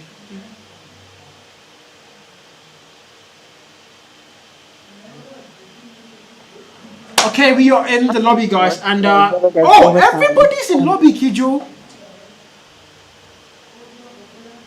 Let's go see lobby. Oh, so we're late. Oh, damn. We're late, yeah, we are late. Damn, We came to the party a little bit late. I want to see the names, by the way, Kijo. I see Devilman, 4G, Yuki, and he's back, bro. And he's back. Kijo, do you know any? name is very familiar, but I'm not sure. I Oh, don't think guys, we saw any in the hashtag kill Kijo, guys. What the hell? Kijo doesn't know any, guys? Nah, hashtag kill Kijo, bro. What do you mean you don't know any? But Eddie is back. Eddie is one of the OG players for for Nonagon. He's always been OG, and he got dropped towards the ASG event, and also last year wasn't active a lot for Deca as well. So I think there was a lot of maybe school for him, but now he's back, and he's one of the standout players you always want to keep an eye out for, especially if he now has a 140 or 120 FPS device. He didn't have that before. If he has it now, I'm very sure he's going to be a major problem. Rage1212 also saying Eni is back. Yes, Brisky, Eni is so back. And Elenian says Femina -1. Bruh, you guys are mean. Bruh. But look at the ASG roster though. I see Bello, Babushka, Clyde, Trauma, and Release. The exact same lineup we saw yesterday, Kijo. A game to look forward to. This is our headliner, our main event of WrestleMania for tonight. Well, we've got some incredible players. See, I may not know all the players from the side of Nonagon. Clearly, I have not been watching Trump long enough to know who Eni is, but I will be keeping an eye out on him tonight. The rest of the players we are more than familiar with. And on the side of ASG, of course, we've seen a lot of them play from the Challenger Series. You guys might have noticed Babushka. Yes, that is the same player from Aura 223. So we are keeping an eye out for him. And Release, guys, give Release a sniper. It's done. 1v5 easy. Yeah, Blank asking Strix 1. Mighty, look, if you check your screen right now, you see the graphics work from real time and from Jared. Thank you, Jared. Jared is handling a different stream right now, but he's still updating our stream. Big shout out to Jared, bro. This guy doesn't get enough flowers, but we're waiting for the game to get started. The boys are already in the lobby, and again, best of 5, a chance in the winners bracket round 2, which is of course winners bracket finals before the actual grand. Oh, actually, guys, they don't even have to play the grand finals. It's once you win the winners bracket round 2, you automatically qualify for the main event, and if you win the lower bracket round 2 as well, you automatically qualify for the T1 event as well. So yeah, but I think they're still gonna play that grand final just for bragging rights. I'm not really sure what the plan is, but I trust ASG to like make this very interesting. So I'm hoping those qualified teams still get to play for a grand final number 1 and number 2. And Lenion says, thank you, Javid. Anytime you're free, come for a BJ. Now, wow, bro, what the actual fudge, bro? Kijo, what the hell am I reading?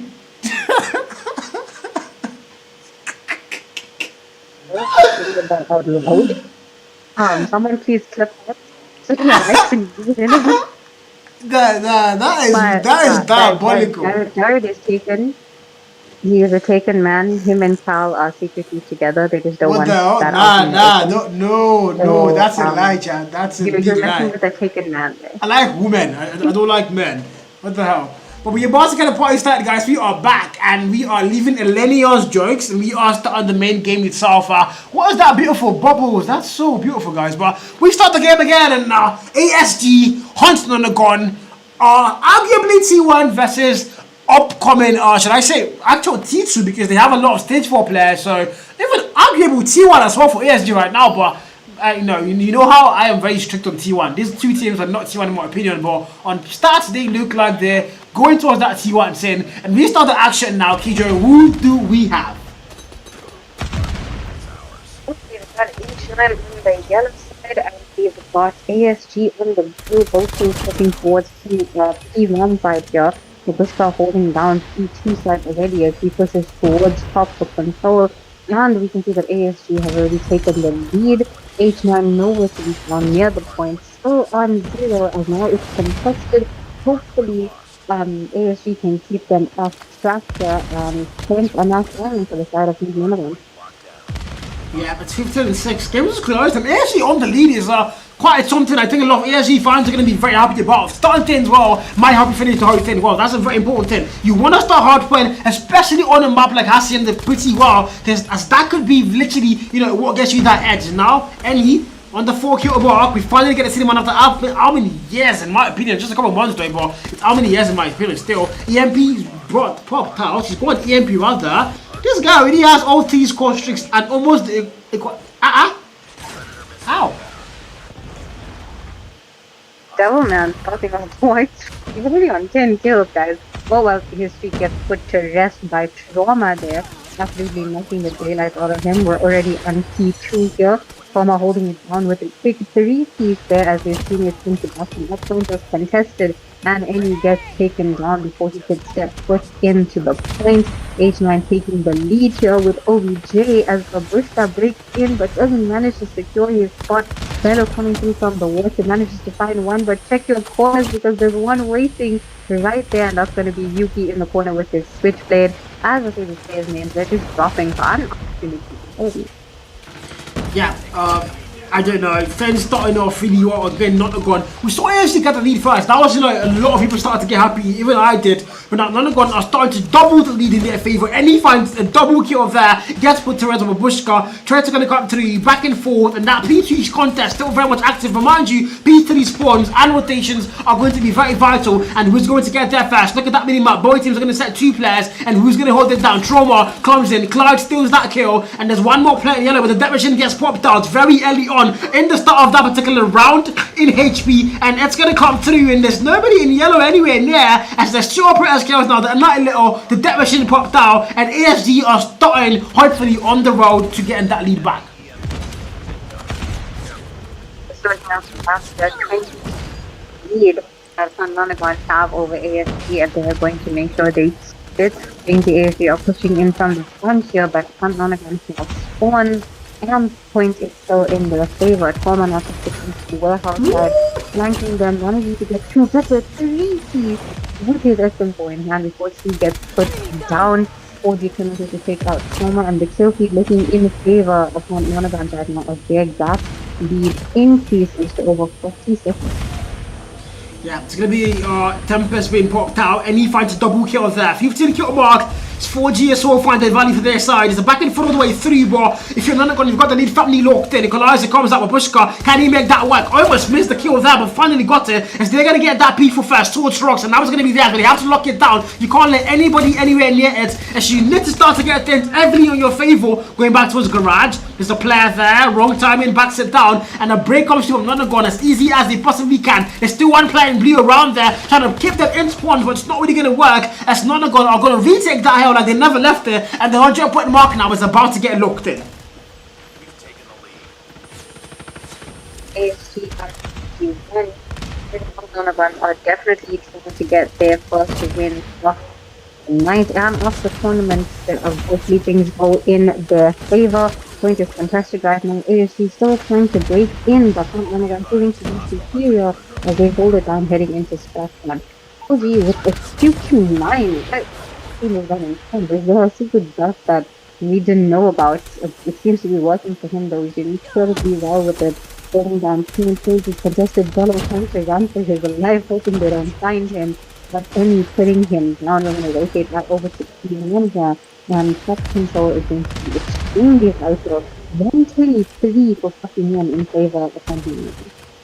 Yeah, we're back to P1 where Fenzo start. Ironically, it's where we're now back to again. It's 123 and 46, and if you're the boys in yellow, I mean, you've got to start making something work soon. Death machine popped out, Trauma trying to find value, makes that a double, make it 3 as he puts 3 players down, 1 foul swoop.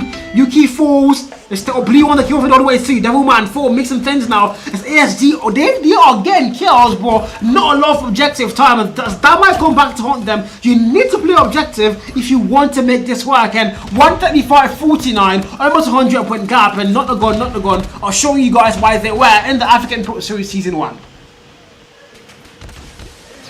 I've been working on their gameplay and it is proving to work out for them. Devilman found his team here with 32 kills on his shoulders, and he came through with the Death Machine before he gets taken down by Bello pushing into point. And now ASG finally taking control over P1. But can they hold it down long enough before rotations are set into place? Team Bello getting absolutely sent back to respawns there. And it seems like ASG has P2 for now, but how long can they hold it down? Release before Annihilator pushing right into spawn to pick off Nonagon's members. Only gets 2 kills there, and ASG are in the point holding it down.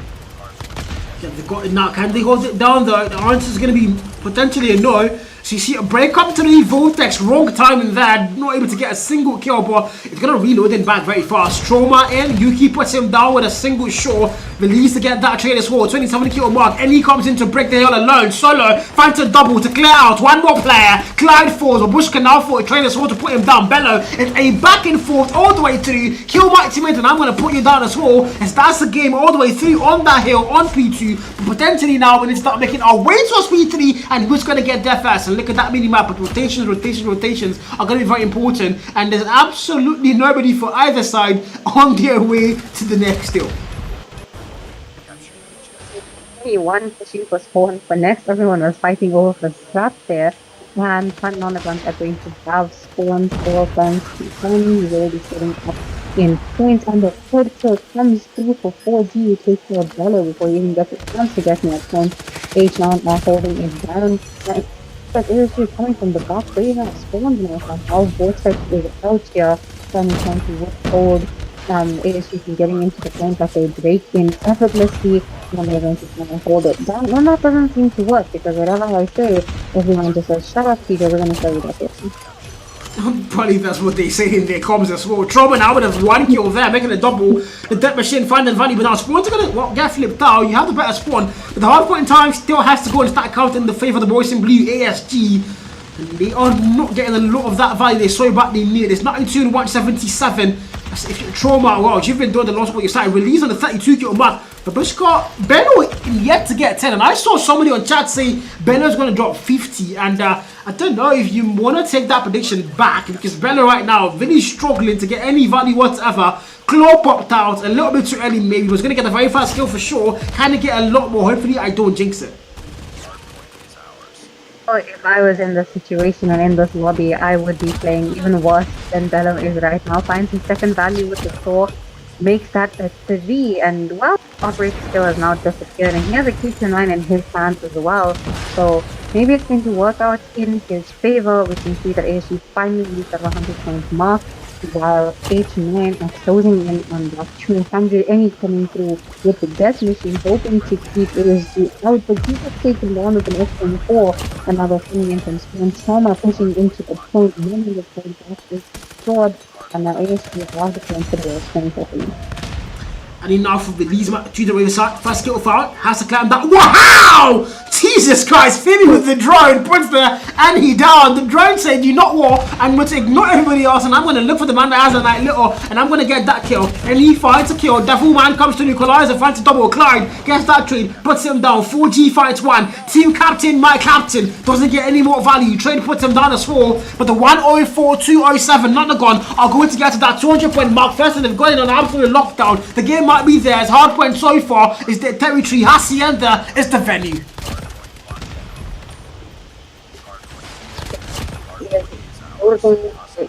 Trying to get close there on the side of ASG. We've got Timo coming through, playing with his Death Machine, finds one value on top, but he's running out of bullets extremely quickly as ASG take over T1 there, keeping Phantom 30 seconds left over on T1. More than enough time for ASG to close that gap and make it even smaller, but also it might give him Nonagon the chance to close off the map as a whole. You can see rotations for T2 not even being moved. Everyone's trying to focus on T1 as and T2 on the opposite end. Now the ASG members pushing through for T2 spawns, making the most of it. But will they be able to hold it down as 8 men are going to push in? Now, they're going to get to that next little fast. P2 might be theirs, but look at that scoreline, 218, 137. It's so not close. And if you're Nonagon, you're very close to ending things here. Equalizer comes to play with Bushka. That's skill foul. Look, you might get a double there. Dance comes through. Yuki gets put down by him. Devilman through that door. Vortex might be vital. Yes, it is. Falls, and you Femi, able to break that hill for their side. Finds a double, but they can't now end things and close it off and map one to make it there. As Bello comes through, he finds a kill. 4G with his power popped out. Double fan going towards Rocks now. Make that 3 back to Riverside. QQ9 confirms the very final kill. And 2:30, only 20 more on the clock, and it might be over for the side of ASG on hardpoint here. It is contested right now, but A-Clan managed to get it back, and nope, it is contested once again. So on ASG, it's on H9. They need to hold it down for at least 12 more seconds while keeping ASG off, and that is not going to happen. Last few seconds going back on foot. It seems like it's going to be in the favor of H9, and the Bush is not letting that go. P3 seems to going to be the money hill for this map, where H9 will possibly close it up. And yes, ASG are going to make a comeback as Sled slides on through to take down 4G there. Yuki with the floor doesn't manage to find any more values off the release. Fellow coming through with the floor of his own, now hoping to get more kills on the board and get closer to that 40 gun. Make no justice, guys. Side now with the Tempest. He's putting him down with the Cherokee system as ASG are increasing their score 165 to 280. Man, Devilman on the 58 kill mark, by the way, the highest in the whole lobby. NAS will not far apart, 46, 47 for 4G, Clyde, and 3 players for ASG as well, above that 40 kill mark. I mean, everybody's dropping numbers, literally. They are doing the loss over this. And release! Jesus Christ, 3 with their night little, still finding kills, and they're not letting this boys end the game here as they're holding it down. 4G falls, make that 4, and Nighty Little, and Nighty letting souls literally. It's when they start going towards the next level, you don't want to let scrap time go. You can't afford to let it go. They do let it go. It's 249. No! Ah. Come on. Come on. No. Guys, this is why I say scrap time is so important. How could you step off of that point? The math wasn't nothing in their head. That's right. Come on, guys. Why? Inevitable. I do agree with you there, Duke. It was inevitable, or not rather, Bam, sorry. It was inevitable. They would have still lost it potentially because the scoreline just 2 more points. But actually, it can be void there. Don't forget, we have seen comebacks on CDM, on Garena, even on World Champs, where as much as a 249 scoreline could be evaded somehow from probably 100 and something, and we have seen comebacks like that happen even in Africa. So I tell you, it is evitable, my chat, but my brother. But anyways, it's not in this case. It's Nonagon are going to clear through them, and Devilman on the 60 kill mark. It doesn't get better than that, Kijo. It doesn't get better than that. So, every player from Nonagon with over a minute. But clearly they took someone's advice because they played absolutely effortlessly here, and Devilman held their hand through it all. But not bad for the side of ASG as well. The least so close to his first bomb. Side and Toma on 47 kills each. And we can see Bello not exactly keeping up to the 40 kill prediction that Duke had made in the chat. The Bush are going strong though with 38 kills. So definitely needs to balance out the team a bit more on the side of ASG. But going into SND, who knows? The tables might be turning. Yeah, going into such in the show, that's where, if you're ASG, you need to set it up. You've lost hard points, you can't afford to lose S&D as well.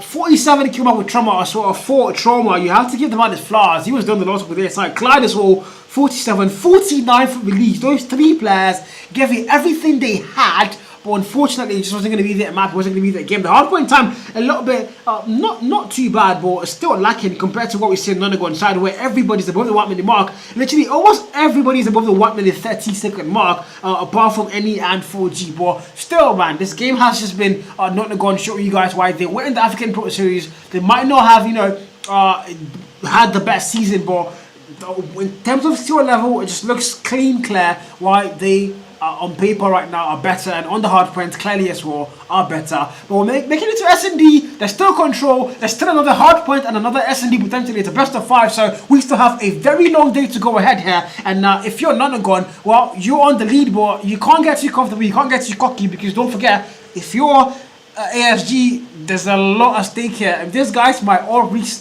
getting fired, because bro, I would fire them, bro. They need to wake up. Completely over for either of these teams. It is a double elimination, but considering the amount of, and excuse me, some trauma that none of them have been through, I personally believe that they deserve a chance back in one of the two states in order to get to season 2 of the Pro Series. And so much what they made of. Where was this version of government in the Pro Series? Guaranteed, if we played like the full Pro Series, they would have been a lot higher on the scoreboard and hopefully avoided being in this situation. But I don't want to put all the pressure on one player. The team and Nonagon is definitely playing a lot better than they did in Pro Series. So I'm very happy. Yeah, well, I mean, it's just still what it is. And again, big shout out to Jared for updating our scoreline, even though he's handling a different stream. I don't know how he's doing it, but like, damn, Jared, you are the guy. Amaka, thank you for that rose as well. God bless you. Guys, thank you for all the gifts on TikTok. If you're on YT as well, thank you for watching on YT. Yeah, thank you so much for watching on YT, guys. Tomorrow also, let me use this chance to make ads. Tomorrow is the Final Cycle podcast, and it's also going to be live on the same channel as YT and TikTok. So if you want to watch it, make sure you come to the stream tomorrow by 4 p.m. West African time for the Final Cycle podcast. We have over 70 on TikTok. Win, you guys, man. Win to all of you. We have over 30 as well, 40 rather, on YT. Big shout out to all of you. Chef G, thank you for the finger hearts. Where there's someone says, game so intense, I'm losing my FUT champ for this. That's crazy, bro. That is crazy. Envoy, 4 p.m. West African time. 4 p.m. West African time.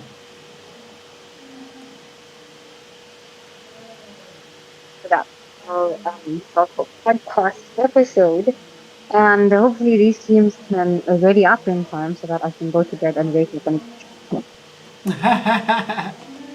Really, man, really. But I mean, we all want to go to bed and have a little short eye before tomorrow. But I mean, mind you, tomorrow is the main day, because that's where we find out our 2 qualifying teams. But I mean, if you're ASG, there is so much to play for, guys. So much to play for. And I'm seeing Bleak say Strix to beat Agent 9. Okay. That's a very bold take, especially seen after what we just saw Agent 9 do to ASG, and we still believe Strix are going to shut these guys down. Wow, I am hoping we have a very tough game tomorrow, and I'm definitely going to be here to watch that as well with you guys. But Tempest say start the game. Tempest, you never say drop your house address, so I don't know, like, can you drop your house address? I want to come and say hi, like very polite hi. Drop the address, just drop it. But yeah, guys, we are about to get the party started, Kijo. we're gonna get the party started. Indeed, we're gonna see some turning of tables here as we are waiting to load into Search and Destroy on Postal, if I'm not mistaken. I was right, guys. I'm psychic. I know what's about to happen. And no lobby reset. Let's touch wood. We got this, right? We've got ASG on the yellow side. We've got Hunt Nonagon on the blue side. And Hunt Nonagon are going to be defending. ASG are going to be planting the bomb. We'll see what's going to happen. Yeah, game starts, and the start of the round FPS drop, guys. Win my phone. I need to get Red Magic 10 soon, or 11 or something. But anyways, we start the party again, and if you're ASG, you can't afford to lose Search and Destroy. Hardware already lost there. Wasn't really the best game for your side. S&D now has to be something very vital. You have to make sure you've got S&D on lockdown, because that's the only possible way, you start to get a little mental switch and hopefully stay alive in this particular series here in the best of 5. But 5v5, nobody put down. Snipers are going to be a very vital part. Yuki's shotgun yet again. His first kill though. And very slow start to the round here, as both sides are going to be showing a little bit too much respect here, Kijo. Yeah, too much respect indeed. Almost a minute down on the clock, and you forget, not even a single body drop. I don't think anyone shot a bullet yet. You can see Release has a sniper in hand though.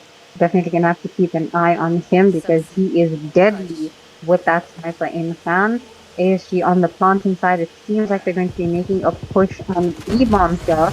And the Ah, chaos has spotted Babushka coming in, going strong with his shotgun in hand, bringing it down to a 3v5. So numbers not looking good here for Hunt. yeah, Devil Man for the flank, the long flank. He's gonna rid the Belize behind him. That's a very vital kill on clean. 3v4 numbers are getting locked in for the boys in yellow this time as ASG looking like they're gonna start 10 12. Devil Man goes in. Oh, the freaking melee! Somebody say Devil Man to not use melee 0.25 odds, and you have already lost your bet because Devil Man's melee there. Find to kill. Bello finds 1, 2v3. ASG have numbers locked in, but can they hold it down? It's Femi. It's a 1v1. It's Babushka who's going to win this 1v1 here, Kijo. Oh, definitely have some time here to defuse the bomb, and it looks like Tommy is not winning in regards to time. Babushka managing to stay alive and gets the kill, playing a bit of ring-a-ring-a-rosy there with him, and securing the first round in favor of ASG. Yeah, first round secured. It's going to be, of course, ASG, and that's just the start they so badly need, you know. They need to start S&D on their feet properly. That could signal the start of something good for their side, hopefully. But, I mean, if you're Nonagon, though, can't even dismayed so much because you're still Nonagon and you are one heck of a team to go up against. Devil Man with 3 kills in that last round, and, of course, a melee kill as well, inclusive of that one. Tells you, you know, this one can't just do without the melee, and I love to go and see this melee shots come through. But now look at the mini map. It's going to be a 2-1-2 split here. 2 players all the way back into spawn, 2 players going the other way, 1 player towards the mid map of the boys in blue. And if you're Nonagon, eventually though, you are on the fence side. You don't have to do much. You have to wait for ASG to make the very first move. And now 5v5, nobody has fallen yet. And the players are starting off very respectful, assessing the situation, but Clyde with the bomb in hand, showing no fear, takes out Devilman. Dilla with the PK and taking out 40 and any dropping the 3-4 now in favor of ASG as the bomb has been planted on A side. The timer has started, and lose another 2 members, putting any in a 1v4, and he has to defuse the bomb. Let's see how many kills he can get. Yeah, 1v4, and he takes out trauma. Can he make it work? Mind you, the bomb already has him planted. There's no time on that clock. 20 more on the clock. So whatever he's got to do, he's got to do it now. He's got to do it very fast. And if anybody can get that clutch, it's the OG player, any ball, Cows Cast. The cast is Jinx, and that's it. 2-0. A Wild Sports Gaming are going to get the very second round rather, back-to-back, round 1 and round 2. And Tempest is not happy about that. Well, they've already secured 2 back-to-back rounds here, so ASG are looking to make that comeback in order to push for more maps. They don't want Nonagon to win the series here. Everyone's fighting for their spot in order to qualify for Season 2. Clyde coming in strong with his switchblade in hand, takes out Devilman, a vital kill there for the side of ASG. Bello now with the bomb, holding it for ASG, and they see same structure though. They're always pushing the same side. I spoke too soon. They're retreating. That's called a tactical retreat. The diversion has been put into play, and it's currently a 3v5. Hunt Nonagon once again don't have a number. Yeah, bomb gets planted. It's 1 and 15 the clock. Oh, bomb is getting planted. Rather, I didn't jinx it though. Bomb gets planted. Timer gets reset, but it's gonna be all blue on the kill for it now. 4G comes 3. Yuki now. SX9 finds a kill. Trade finds him. Puts him down. 2v2. Numbers are very much in the ball. 4G. Sniper always gets a single calculated shot there, but it's not gonna connect. Has to back it down.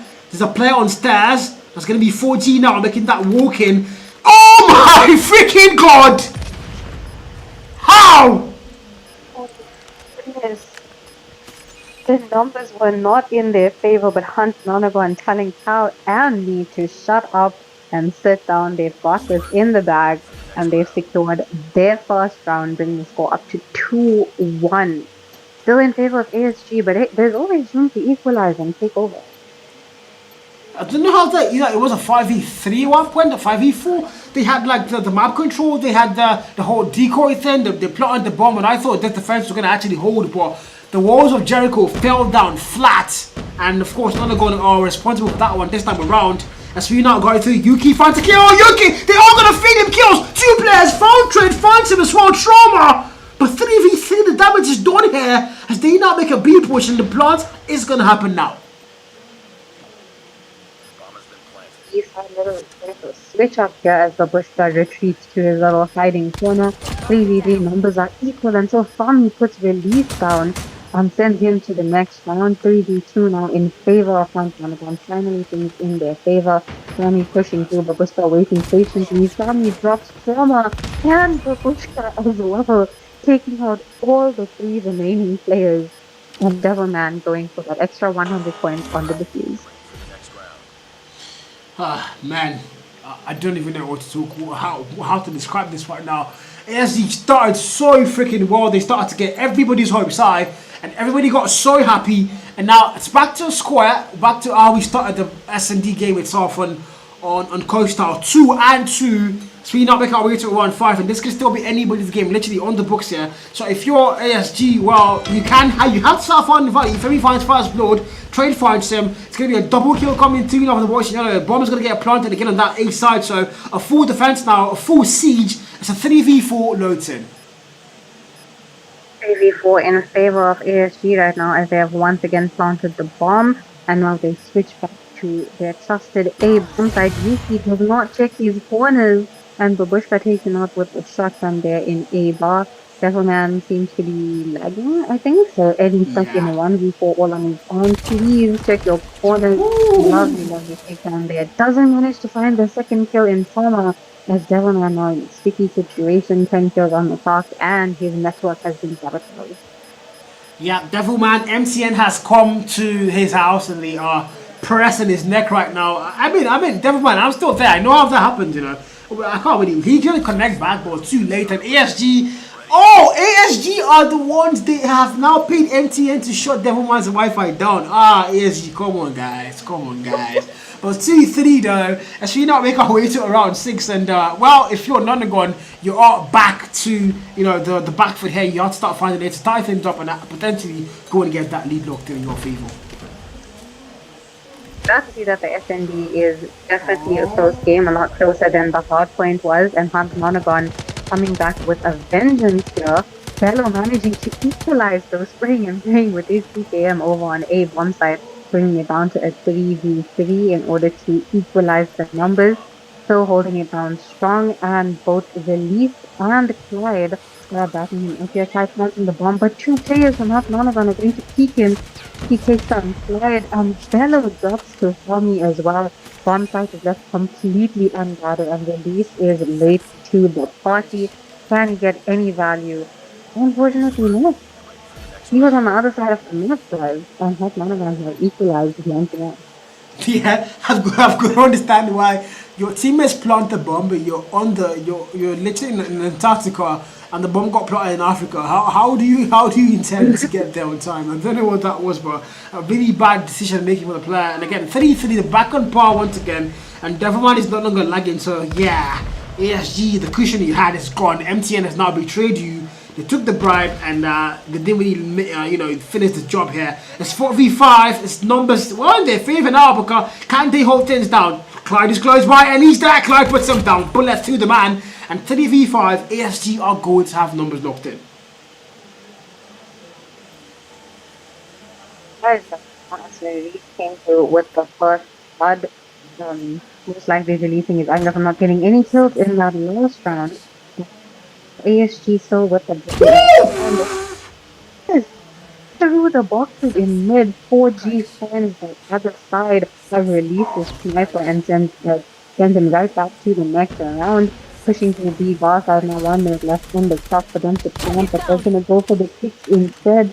Yuki taking down Trauma, hoping to equalize the numbers here. 2v4 takes that Release with Clyde with the back shot on Yuki, and now Devilman, the trusted soldier, the lone wolf, in a 1v3. 1v3, let's get that clutch for his side now. Devilman, 4-kill mark. The XM4, there's 3 players spread out. 1 on the left, 1 on the right, and 1 in front of him there. Behind the barrels though. Can he find any value? There's no time on that clock. It's 19 more to get the bomb. The fuse finds the... Oh my god! Clyde wins the gunfight somehow. And the Ghanaians are right back on top. And wow. Never would I thought I would see that Ghana on top. Nah. That's of course Nonagon out in the back foot here. 3-4.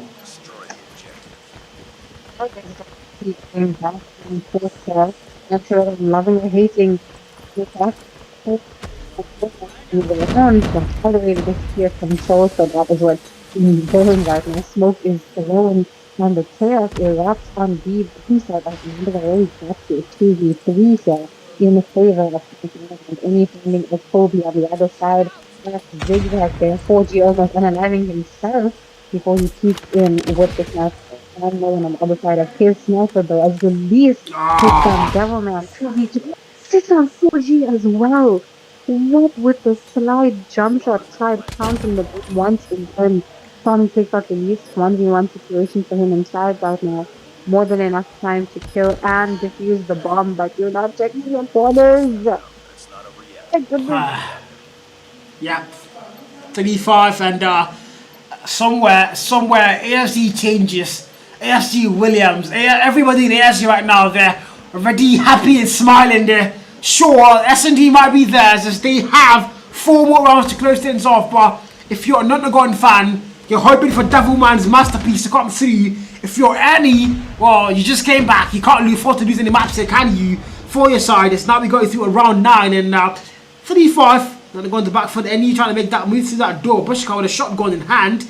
A single picks out through that door, and you're dead, no doubt. But 4v5, first block drawn, and ASG are going to have the advantage one more time. The advantage indeed, with considering we're in round 9, the sides have been switched on a hunt. Nonagons are going to be the ones planting, and Babushka getting a bit impatient here, waiting for someone to peek him. Nonagon's playing it very respectful. Not a single body dropped yet. I'm not sure if it's the best idea to play it this passive, especially when you're the ones attacking, so they need to decide which bomb site they are going to be planting on. As you can see from the mini map, a lot more attention is being given to B. There's one player hiding very sneakily on A side, and he's getting impatient as well. So less than 1 minute left on the clock. Still not a single body. Oh well, Fami was the only one to be dropped from the side of Nonagons, and it's too soon. 4G goes to join him, waiting for the next round to start. Devilman joining him as well, and Nonagons are looking to lose another round here as Yuki and Eni, the last two alive, who will be able to clutch it for their team. Release has been dropped and sent to the next round. That was vital kill there. 2v4 though, for each side of ASG. Yeah, they're going to get a lot of callouts being given up. 2v4. There's Any and there's Yuki now the bottom plant for their side. So can they find a way to make the clutch happen? It would be important for their side. 7 and 7, by the way, for these two players. Any and Yuki on their kill count. Highest on their side. Potentially alongside Femi, who a lot of you are not really big fans of. Clyde, 9 kill marks, critically low. The ball banks are coming through, and the wall bang is going to get confirmed by Babushka. So actually, not the wall bang this time, but the shotgun one tap. And Yuki, the last man standing, not a chance in the world as he gets put down to sleep there. And 3-6. We're going to around 11 and actually around 10 with ASG firmly in that lead, double the scoreline, and things are starting to get really scary now for Hot Nonagon. ASG have definitely secured that lead, and I mean, I don't know whether I predicted it or whether I crossed it. I did say the tables are about to turn, and ASG are looking to hold things down quite firmly here in the SND. Still, it's the best of 5. Anything can happen. 4G now picking mid as Devilman gets a Toby under Bushka, and another melee kill on Clyde, securing a This boy. 2 piece for this round. Numbers been dropped to a 3v5 here as Yuki secures the bomb on B and puts the pressure on the rest of the ASG. Yeah, the ball planted now. Time on the clock, 35. Looking for this wall bank to release. And Nate throw a swall. Can he get a timing correctly? Devilman's there! Oh, he did not connect. That was so close. First kill from their side. Advancing not towards Barrows. And Candice Beard, sniper, goes in, slides in. Michael freaking Jackson finds a kill, but Trent puts him down. Devilman in a 1v2. Potentially bats Paul to bin. There's still time on that clock. He's got to play live. Smoke thrown, but they are going to shut him down. And the free defuse this time for Bello as 3-7 as they continue to run rampant through this boys from Nonagon. And we might be forced to a map 4 potentially here as ASG are about to tie things up. ASG are 2 rounds away from securing the SNP for themselves.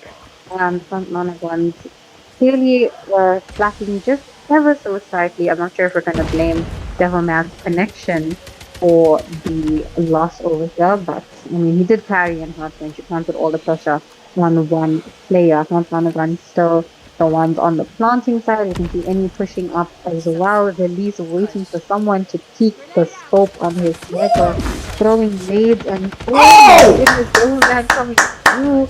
Absolutely insane. I don't know what that movement was, but that was so clean. Top-notch movement with a pistol kill as well. A single pixel is looking for now. Sees the leg dabber. Not really enough to get a kill. Bush can find one more. 4G gets put down. 3 more players left for their side. Femi is close by. Watching that stairs. Oh, the flank glide. Femi did not see that coming out, did he? As 2 players in a very bad spot in a 2v4. It's Yuki, and it's the last man standing now. SX9 sees 4 players in 1 foul sweep ball. There's not going to be a chance in the world. As 3-8 and ASG, can you body? Ah! Body shots! Body freaking shots! What? The audacity. Yo. Bello is taking revenge for whatever they did to him in that hardpoint game. Mind you, Bello still has the least kills on the side of ASG, but that is not going to stop him from body shooting. You can see the clear lead, the 5-round lead in favor of ASG. Nonagon have 6 rounds to make up, because ASG is on nothing. They just need 1 more round to secure the win on SND.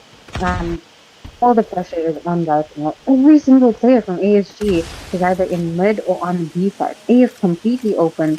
Bomb can be planted. 1 minute and 30 seconds left on the clock. Not a single body dropped as Yuki goes to secure the bomb on A. Timer is a reset and the chaos is lost. Alright, Kijo, you might have to go on for a minute. I just lost power, so I have to go restart my solar. I'll be right back. Thank you. He's coming through with a 2-piece there as Clyde gets taken down. The Bush got taken down as well. Numbers are equalized 3v3 here in this potential last round.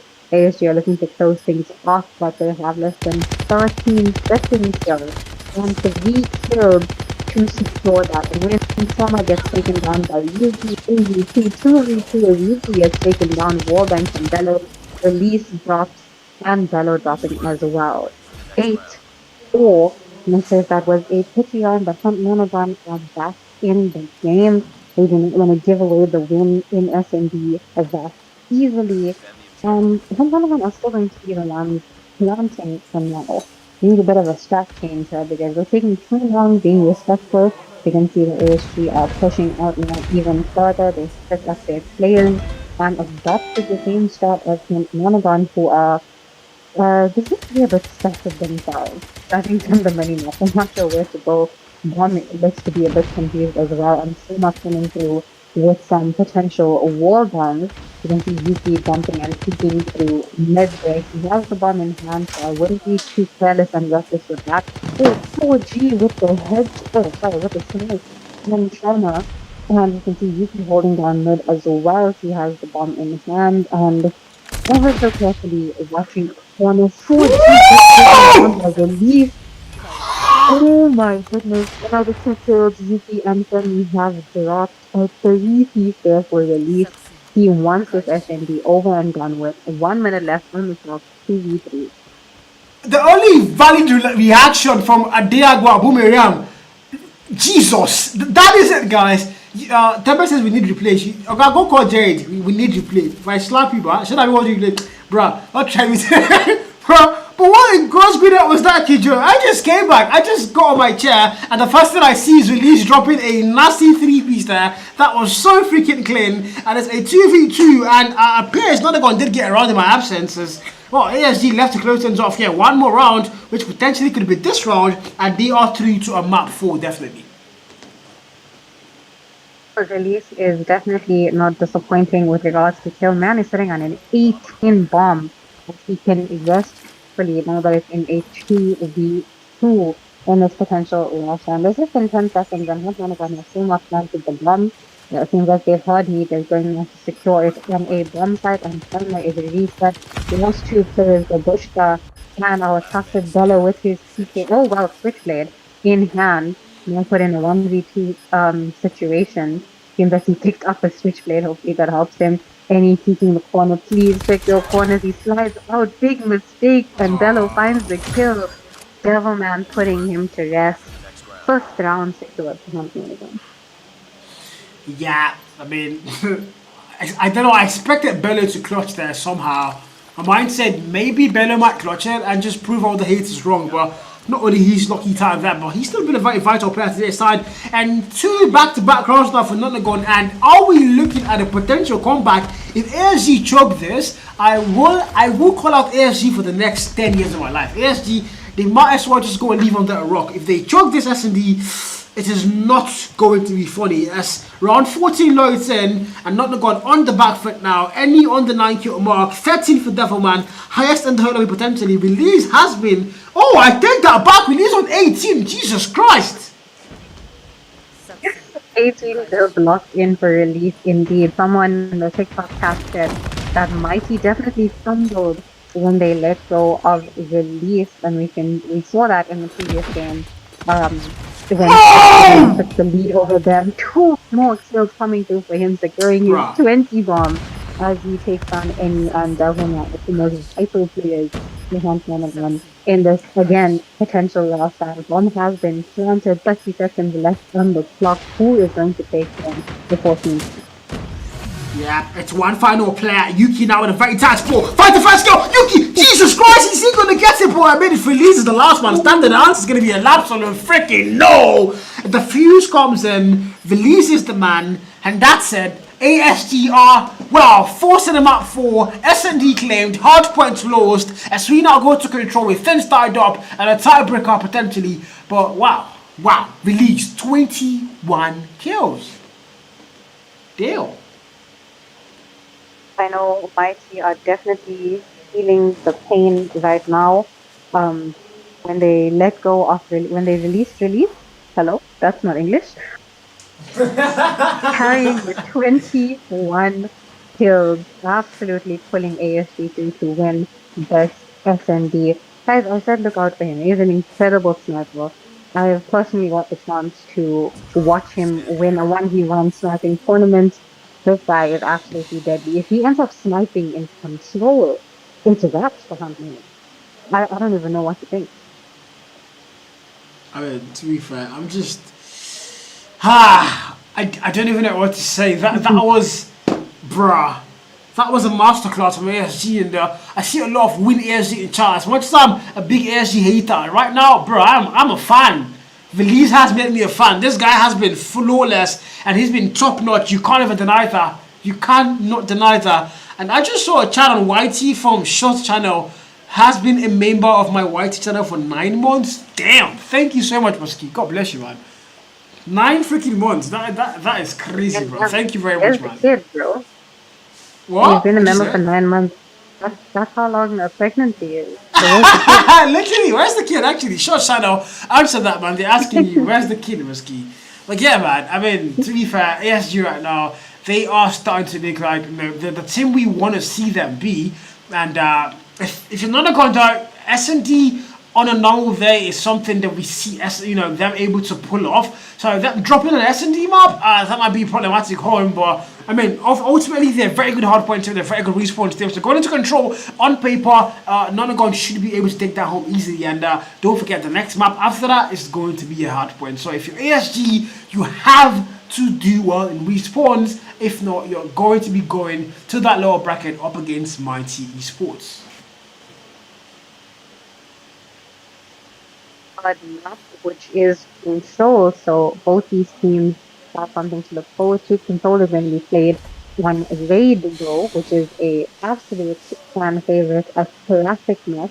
So I cannot wait to see who is going to take the lead there and secure another point for the series, because it's pretty tied up.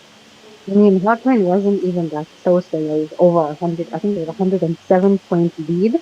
And well, we saw what happened in the S&D. ASG turned things in their favor. Anyone's game, though. Yeah, anyone's game, but man, Control is one of those game modes that can literally be very picky and nicky, and it's all going to come down to who potentially has the better gun skills, better decision making as well. The operator skills as well, utilization. We've seen so many times in Control where it's all had to come down to good operator skill usage.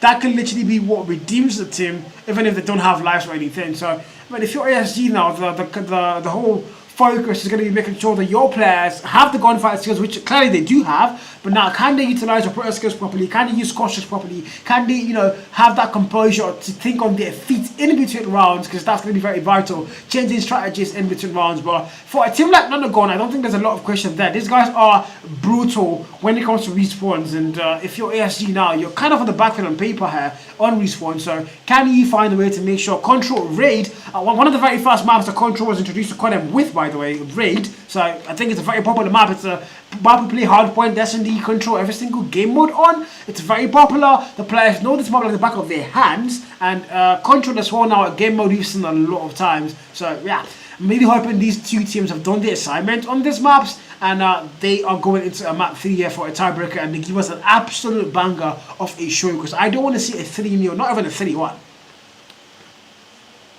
Yeah, I also want it to be a close game because these teams are quite neck and neck, considering the hardpoint and S&D games that we just witnessed.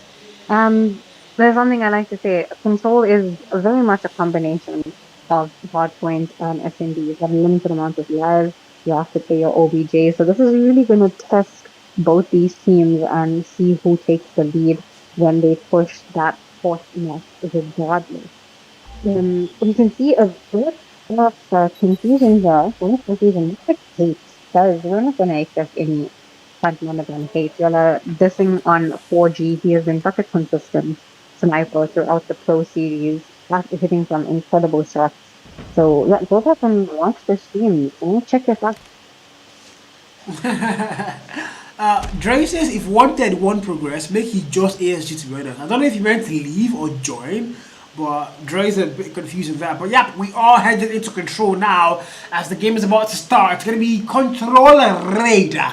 It's all going to come down to this one for a tiebreaker in a best of 5 series where scoreline currently 1-1, and let's get the party started, Kijo.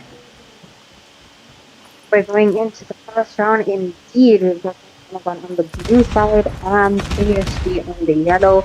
And Nonagon are going to be defending. ASG going to capture. Let's see how that works out for both of these teams. Capture already coming through on the B side. 4G pushing in to hold it down, but gets taken out. The quick little 2-piece coming in there. First pick already tested, quick and easy. But Nonagon are losing lives very quickly here, already on 23 to 28.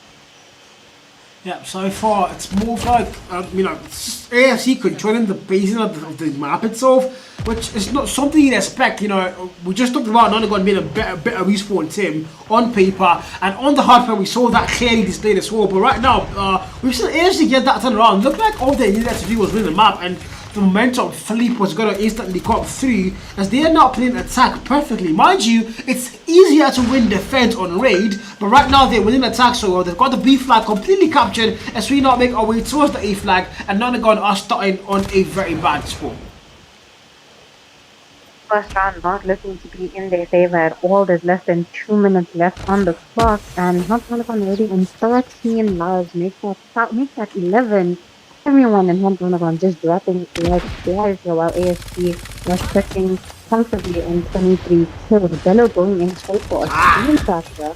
Even worried about who is going out behind him. Hunter killing him goes out. Penny takes him out from the back row, and Yuki pushing into the kitchen now to help his teammate. Oh, doesn't manage to secure that hole. Takes out Slide. 4G got into a nade by Trauma. And now no more respawn behind Nonagon. Oh, I just blinked. What do you mean no more respawn? I mean, I don't know how that even happened. What do you mean no more respawn for Nonagon? Let's make that just 2 final lives and 2 final players. Make that 1, make that nil as everybody gets put down. And ASG are going to annihilate Nonagon in round 1 on Control Raid. Unexpected, against the odds, against the bookings as well. And wow. 16 against 0. Ha! That is definitely not how I expected the first round to go. Oh my goodness, I think to start off the round with from Trauma, 2 with the nade and 1 from blowing up the car. absolutely starting things off strong here for ASG as they are now on the defense side. And Nonagon already with a life disadvantage. Any trying to equalize the numbers here, gets a two-piece.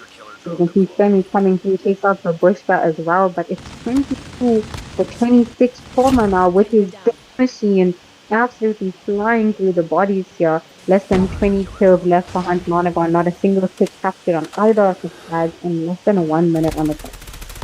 Is that a spawn trap I'm seeing, Kijo? There's literally a lot of yellow bodies in the blue spawn. I don't know how, but none are gonna be in spawn traps and they can't even leave spawns right now.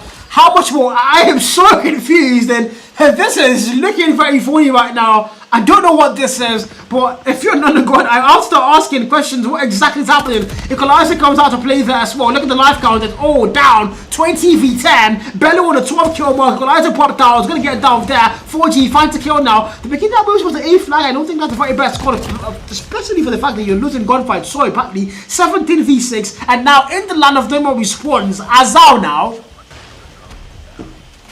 He is the only one on the A flag right now, and Clyde makes quick work of him dropping Nonagon down to the last 4 guys. 1 tick captain on the B flag, but is that going to be enough to increase the timer? But unfortunately, there's no way to increase your life count. 3v15, second tick captured.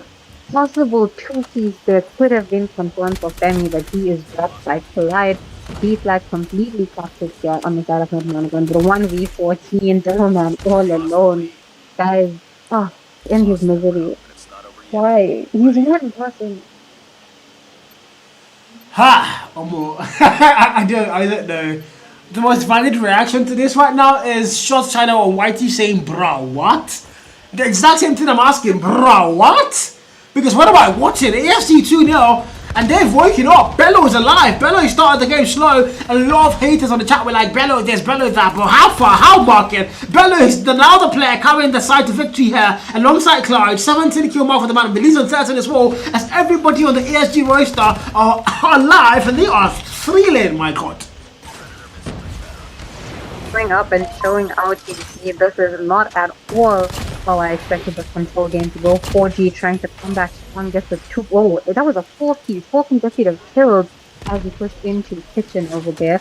2 ticks already captured for ASG on the B flag, and lives have never looked this close. 22 to 24, and continuing to drop. Devilman with his equalizer as he's pushing in very confidently to ASG spawns. Clyde ends his hopes and dreams right then and there, so he's not going any further. Lives are still very neck and neck.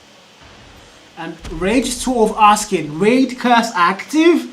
When we do know the Raid Curse, this is the map of compacts, but if you're ASG, I mean, you need the Raid Blessing this time around with the Curse, because, I mean, you can't afford to lose 2 back-to-back rounds, 1 in dominant style, by the way. He wasn't even close. The gunfights were clear, top-notch, and you were just a lot better on this Quinn. Can you now end things here on round 3 and make sure Nonagon don't even have any talking power on the group chat, on the Discord servers, on social media right now? Because I know Nonagon are very active on socials. They ain't gonna be able to post anything after this game, I doubt it. Because right now, ASG are holding them down. It's 16 against 12 though. It's not gonna get the life advantage. And the Raid Curse active, we're about to find out, chat.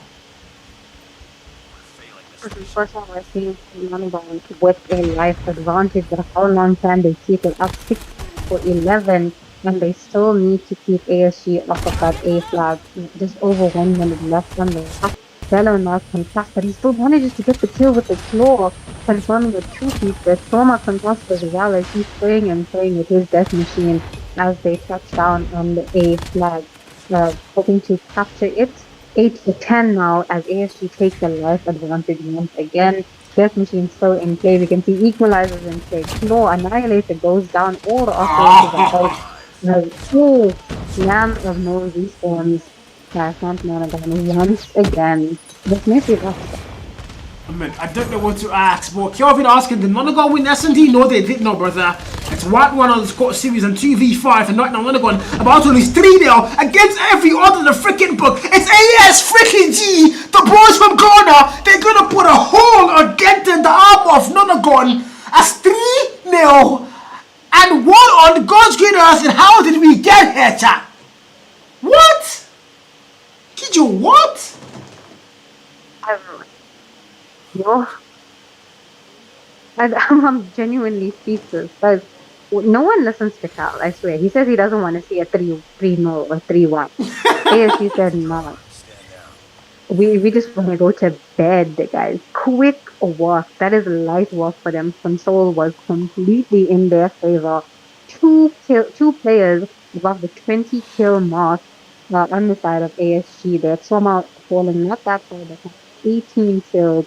Release on 16. Mind you, as he was sniping that entire game. And he managed to drop 16 kills. And Wishka on 14. I'm in shock. ASG, this is the comeback that you guys needed to secure your spot. I can imagine diehard stream right now. I can imagine how mad people are getting, you know. I can imagine how all the ASG fans, especially that boy diehard, that bot diehard. I can imagine that the happiness, the joy on his face right now. He's probably smiling like he just killed a Christmas goat because what the hell? ASG are pointing, not disappointing. They are pointing. They are absolutely giving us the gameplay we didn't think we were actually going to see up against a team like Nonagon. I mean, if you told me 3-1, maybe I'd say ASG could have a chance to do that, but it would be kind of impossible close. But 3-0, not a single round by Nonagon, and it's just clean sweep, wipe out all the way through. I don't know what to make of that. It makes no sense, Kijo. It makes no sense. Ha! No sense whatsoever. Hunt Nonagon, I'm not sure what happened in that control. 3 players and single digit killed. This is not the Hunt Nonagon that we know. Is this the same Hunt Nonagon that made it to the Pro Series in the first place? That was part of the 8 teams that took part. Come I did. I don't know what to say here. I'm just. Yo, Kelvin says that's crazy. I can't lie. The exact same reaction I have as well. Underrated. Can I pronounce the name correctly? I don't think I can. Underrated Jade Nato says ASG. Exactly my reaction as well. Because my God, these guys are stunning as they just making everything work against every odd in the known book. And well, it's a best of 5. Don't forget. We've let 3 maps and the scoreline is 1-2 and one more map here for ASG and they are through to the winners bracket finals, and that would be against all odds against an actual African Pro Series team from last season, and somehow ASG are touching them. Bruh. Well, I might have spoken too soon when I said I wanted to see Hunt Nonagon at least win one match, because now that is all they have. Just the one map. But we're heading into map 4. It's going to be hardpoint on summits. Absolutely anything can happen here. This is a close range map, so definitely going to see a lot more shotguns, a lot more SMGs. Hopefully Bello isn't going to be playing with his PKM a deck, not on summit. Use any other gun in the game. And it is going to be absolute chaos on this. But this is quite a small map compared to a lot of hardpoint maps out there. A lot of tight corners to hide in, so we will see what happens. We will see it happen, and yeah, action restarts, and it's back all the way to hardpoint. Last time we saw the hardpoint game, it wasn't close. It was a thrashing, if not going against ASG. And this time ASG, well, they have momentum on their court. They have the morals at an all-time high. So if they can do anything in hardpoint and any map, it's got to be hardpoint. Some of them, it's got to be now. Can they now make the magic they saw battling it start? As we go through, Don's going to come to 3-1. The boys in blue are going to start things well with the Guardian team. And if you're not gone, you're starting things slow again. This cannot be good, Jack. Hello. Can't be good indeed. We've got ASG on the blue side now, and Nonagon on the yellow, and we can see that ASG taking the lead in the fourth point. Nonagon's just managed to contest and break in. We've got them holding down Cage's side as he manages to hold things down for his team. The point is contested once again as ASG take it over. Last 15 seconds left as we're going to head into the rotations, but everyone's still running towards the middle of the map, hoping for every little second on the point to take. OBJ is going to matter the most. I mean, I don't know what exactly is happening, but 26 and 7, so far P1, the boys in blue are going to get it locked down. It's going to be all theirs. So you know, it's need to start looking our way towards the next still. Look at that mini map. It's very open. There's so many ways to come in. You've got top computers. You've got all the spawns. Literally 4 different ways to come into this particular hardpoint. So it's all going to come down to who's able to win the gunfights a lot more. And Velo is just winning every gunfight he takes. 12 kill mark, highest in the whole lobby. The last time we saw Bello on hardpoint, he was negging so badly, and now we're seeing Bello be the carrier. Seats control. He's been a different breed, and I don't know. The comments might have gotten to him. He's upset and he's on fire now, Kijo. The hate just fueled him, and now he is in range and taking it out on the entire team. On Nonagon that as we try to beat that 50 point mark. Thomas coming through and taking down Yuki, but Penny putting him in his place. And Nonagon finally reached 10 points. While ASG on they lost this second attack down there once again. While rotating the teammates for P3. This is an absolute money player. If you don't have spawns for P3, everything puts on against you. You can see that this time Fly pushing in from front right now. Thomas going deep for spawn as Devilman is running and hiding, trying to get away from those death machine bullets, and inevitably he falls through the death machine side with his Tempest as well. He's throwing it on. Oh my goodness! Please, someone needs to have to teach me how to use that separation as it was also in the only Devilman weapon as well. You know, with the clear out and all operators. But ASG still in the lead, 71 to 17. I just saw Bamsey's Bello over Cow. Now, wow, I'm going to stay quiet about that one because right now Bello is actually frying. On the 17 kill mark, highest in the hot lobby, and there's nobody even anywhere close apart from Yuki on 16 with the shotgun, mind you. I haven't really seen a shotgun player in the African scene in quite some time. I have some time and a couple of the players, but should I say consistently? But I've seen Yuki use a shotgun for the past 3 maps, and he's been really using it really well. He's got the highest kills on their side, but it's not really. He doesn't have a lot of help coming to from his teammates right now because the hardpoint time is so not close, and ASG are dominating the proceedings in every way possible. It's now we're going towards that P4, who's going to get there first. The Uncharted, it's going to be hot Nonagon. They're going to send rotation, send players into the hardpoint time, but the boys in blue are not far off. Can they still get there? Femi's now with the vortex able to get the very fast kill. Player in blue comes through, puts him down as well on the hardpoint time, and Nonagon are finally starting to rack up time.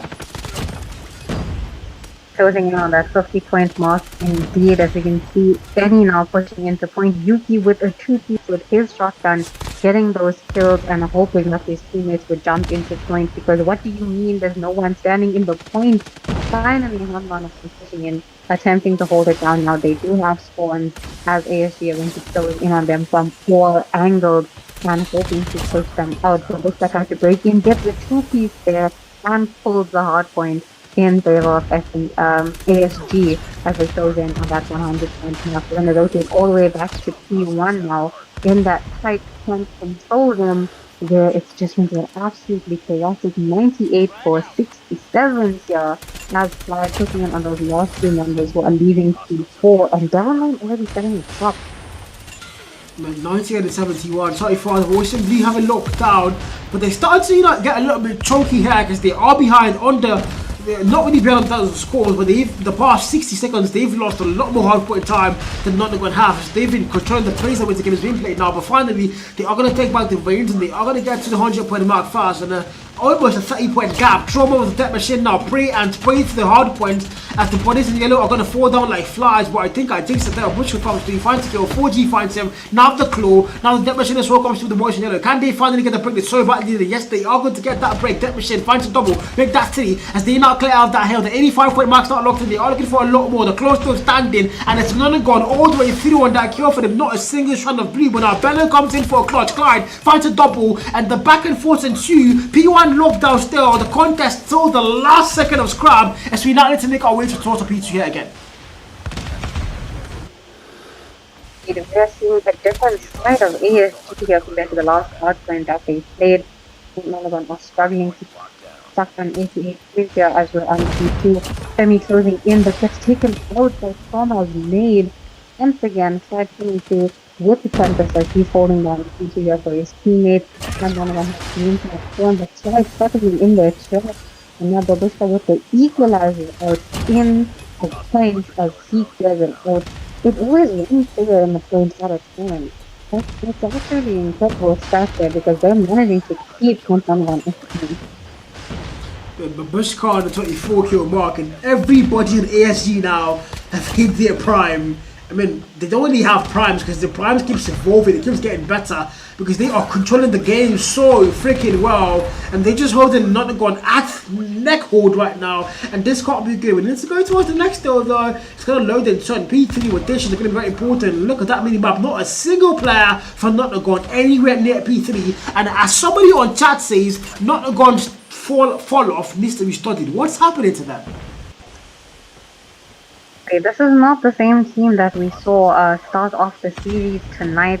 They came in so strong and now they have just barely made 100 points in the OBJ while ASG are already on 141 and climbing. Released in the paint now. Deagle in hand as he is pushing out and he's also holding a hot and Devil Man with a double melee kill as he gets taken out by Slide in the point. ASG still holding it down. Point is contested and Yuki coming through before he gets put down by Zello, a man that is absolutely doing phenomenal when he entered this hardpoint game. Trauma spraying and playing.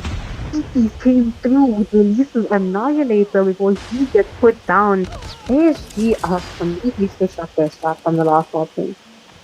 I mean, there's so much happening on the map that you can't even follow the actual action. So many Annihilate claws or Predator skills and releasing the triple nasty P stab. We need to hold down the scrap time and start going to us next. And Bello! The freaking tenor! And finds a double and Eddie puts him down finally. But both teams above the 100-point mark is 183 and 105, and the boys in blue so far, they've locked it down, they've had it, it's all theirs, and this is where things start to get a little bit ugly. Now, if you're not gone well, you won the first hard point, you look like you came for the African Porter Series, and this was going to be your map easily, your matchup easily rather, and you lost. I mean, you're starting to slow down so badly. The skills, the gunfire skills are absolutely gone. We saw Devilman drop a 60 kill the last hardpoint game, and he's even struggling to get the 30, whereas Yuki's on 35 for the shotgun, by the way, chat. What? 36 and counting, so Nonagon players really need to step up their OBJ time in order to back Yuki up here. His kill count is rising, he's almost on that 40 bomb, one more kill to lock it in with the torso in his hand, and finally Nonagon in the point, last 3 seconds of stop time, back over on P4.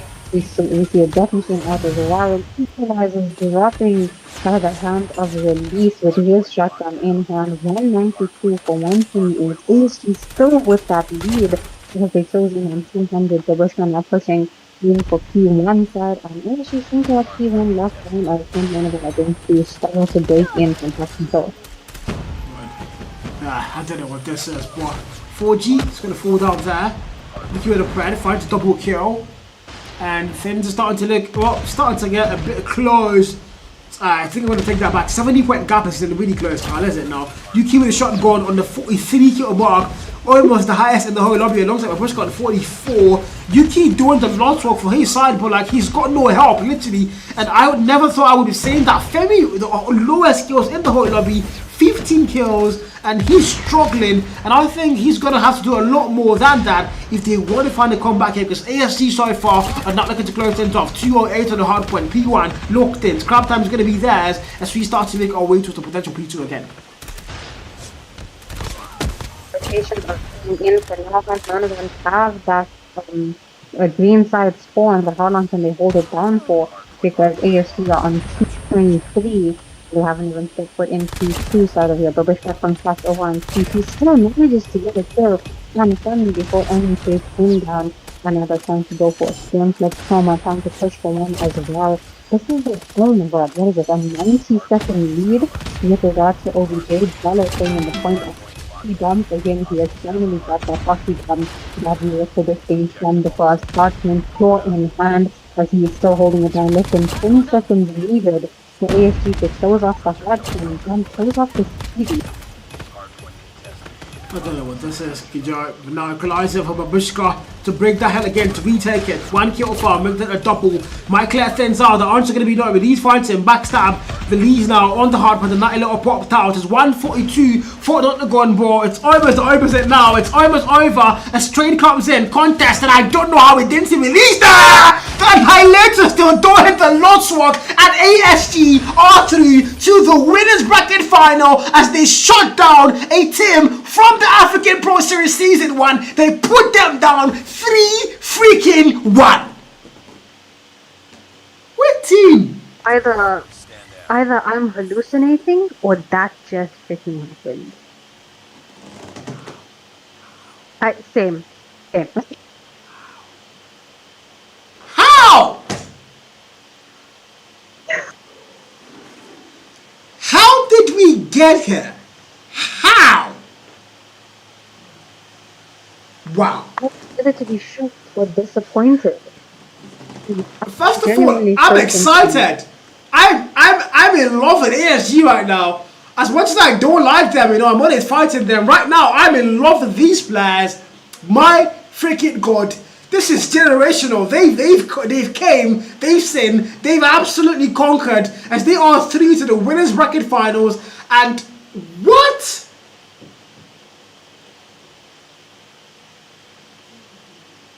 ASG forming their spot in our bracket finals for tomorrow. I think it's tomorrow, I'm not sure. But Babushka coming through, our beloved Babushka from Aura 233 now definitely cemented his spot here on the side of ASG. 52 kills, just under a minute in point, highest kills in the lobby. My goodness, ASG, I know it's your tournament, but you didn't have to show up like that. I mean, they're finally starting to tell us why the event is called the ASG. You know, it's owned by ASG. It's the ASG African Pro Series. It's owned by them, and they are starting to actually own up to that responsibility by actually winning games here. And Nonagon, so many questions to be asked. The return of any, it's not crowned gloriously, it's crowned in shame as they're going to get sent down to that lower bracket. But the good thing is they're not yet out. They still have a chance as they are going to be facing Mighty Esports for the very first game tomorrow. So they still have a chance to stay in the event and re-qualify for the grand finals if they can. But they have to go through Mighty and of course whoever loses up against between ASG and Strix tomorrow in the winners bracket final. But wow, this was our last game of the evening and what a way to end the game, Kijo. What the hell? We only had 2 games for tonight, but it was absolutely action-packed. This was so entertaining and nothing went the way I expected.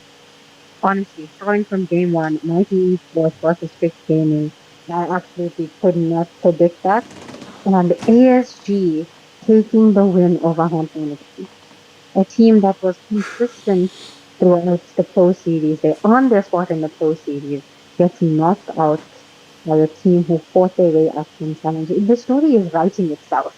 So poetic. I mean, to be fair, the story is writing itself. This is going to be quite a crazy biography by the time they actually qualify for the African Pro Series. They've been through so many hurdles and challenges, you know. The first season, they had 3 chances to qualify for the event, and none of them happened. And now they have 1 final chance to qualify for Season 2. And right now, they are in the winners bracket finals. All they have to do is shut down Strix Gaming tomorrow, and they are qualified. They don't even have to play the grand finals. They will play it, but they don't have to qualify. All they need to do now is win Strix, and they are automatically qualified for their first African Pro Series, which is going to be the Season 2. And this is such a beautiful story in the making. And the ASG fans, the diehard, for instance, that Mumu boy, he's smiling right now. I want to go watch his stream for like 2 seconds and see how his teeth are right now. He's like, yeah, I told you guys that he's smiling so aggressively, bro. Nah. Crazy work, Kijo, crazy work. If there's anyone that is happy about ASG's win tonight, it is definitely diehard.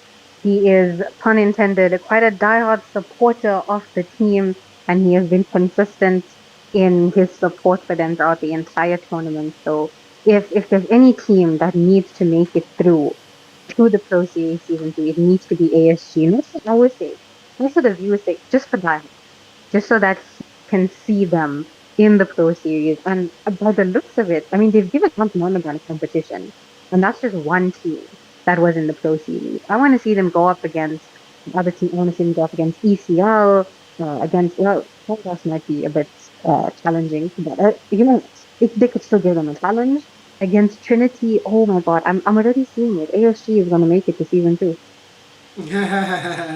We're hoping. I think we're all hoping that we actually see ASG in the main event the next season as well, season two, which is going to be starting very soon. I'm not really sure when. The dates have not been communicated yet, but I'm pretty sure the dates are going to be announced very soon, immediately after the Gulag. So you guys stay tuned. But this has been a wonderful Gulag Day 1, and the final day of the Gulag, fortunately, is not going to be handled by Carl. It's going to be handled by real-time production. So a lot of the FPS drops show my stream. It's not going to happen again. Big shout out to Jared, and big shout out to all the guys at real time handling the production behind the screen. But yeah, this has been a wonderful day 1. I'm so excited Kijo had to, K was able to join me, because I can't imagine solo casting this. This would have been the most hectic cast of my life. This was beautiful. Thank you so much, Kijo, for joining. Thank you to all of you who came through on the YouTube chat, the TikTok chat to watch it, the watch party as well, Die Hard, and anybody else who did watch party. Thank you guys so much, and we're going to see you guys again tomorrow by 7 p.m. West African time for the finals of the Gulag, and also 4 p.m. West African time for the final Sekko podcast. So have a lovely day. It's been your boy Carl, and Kijo, do you have any final words for this, guys, before we go and say good night and goodbye? Well, considering we are going to be seeing Jared tomorrow, I just want to take a second to say thank you, Cal, for not only having me, but for dealing with all the struggles behind the scenes. W Cal for handling all of that, so I didn't. You. And yeah, we will see you guys tomorrow to see whose predictions were correct in terms of who makes it to season 2 of the Pro Series, who qualified. Uh, judging by today's games, I don't know what's going to happen. I'm excited. We're all excited to see what happens, and now you know where to watch it. You know where to watch it, chat. But anyways, have a lovely day. I'll see you guys tomorrow at 7 p.m. West African time. Have a lovely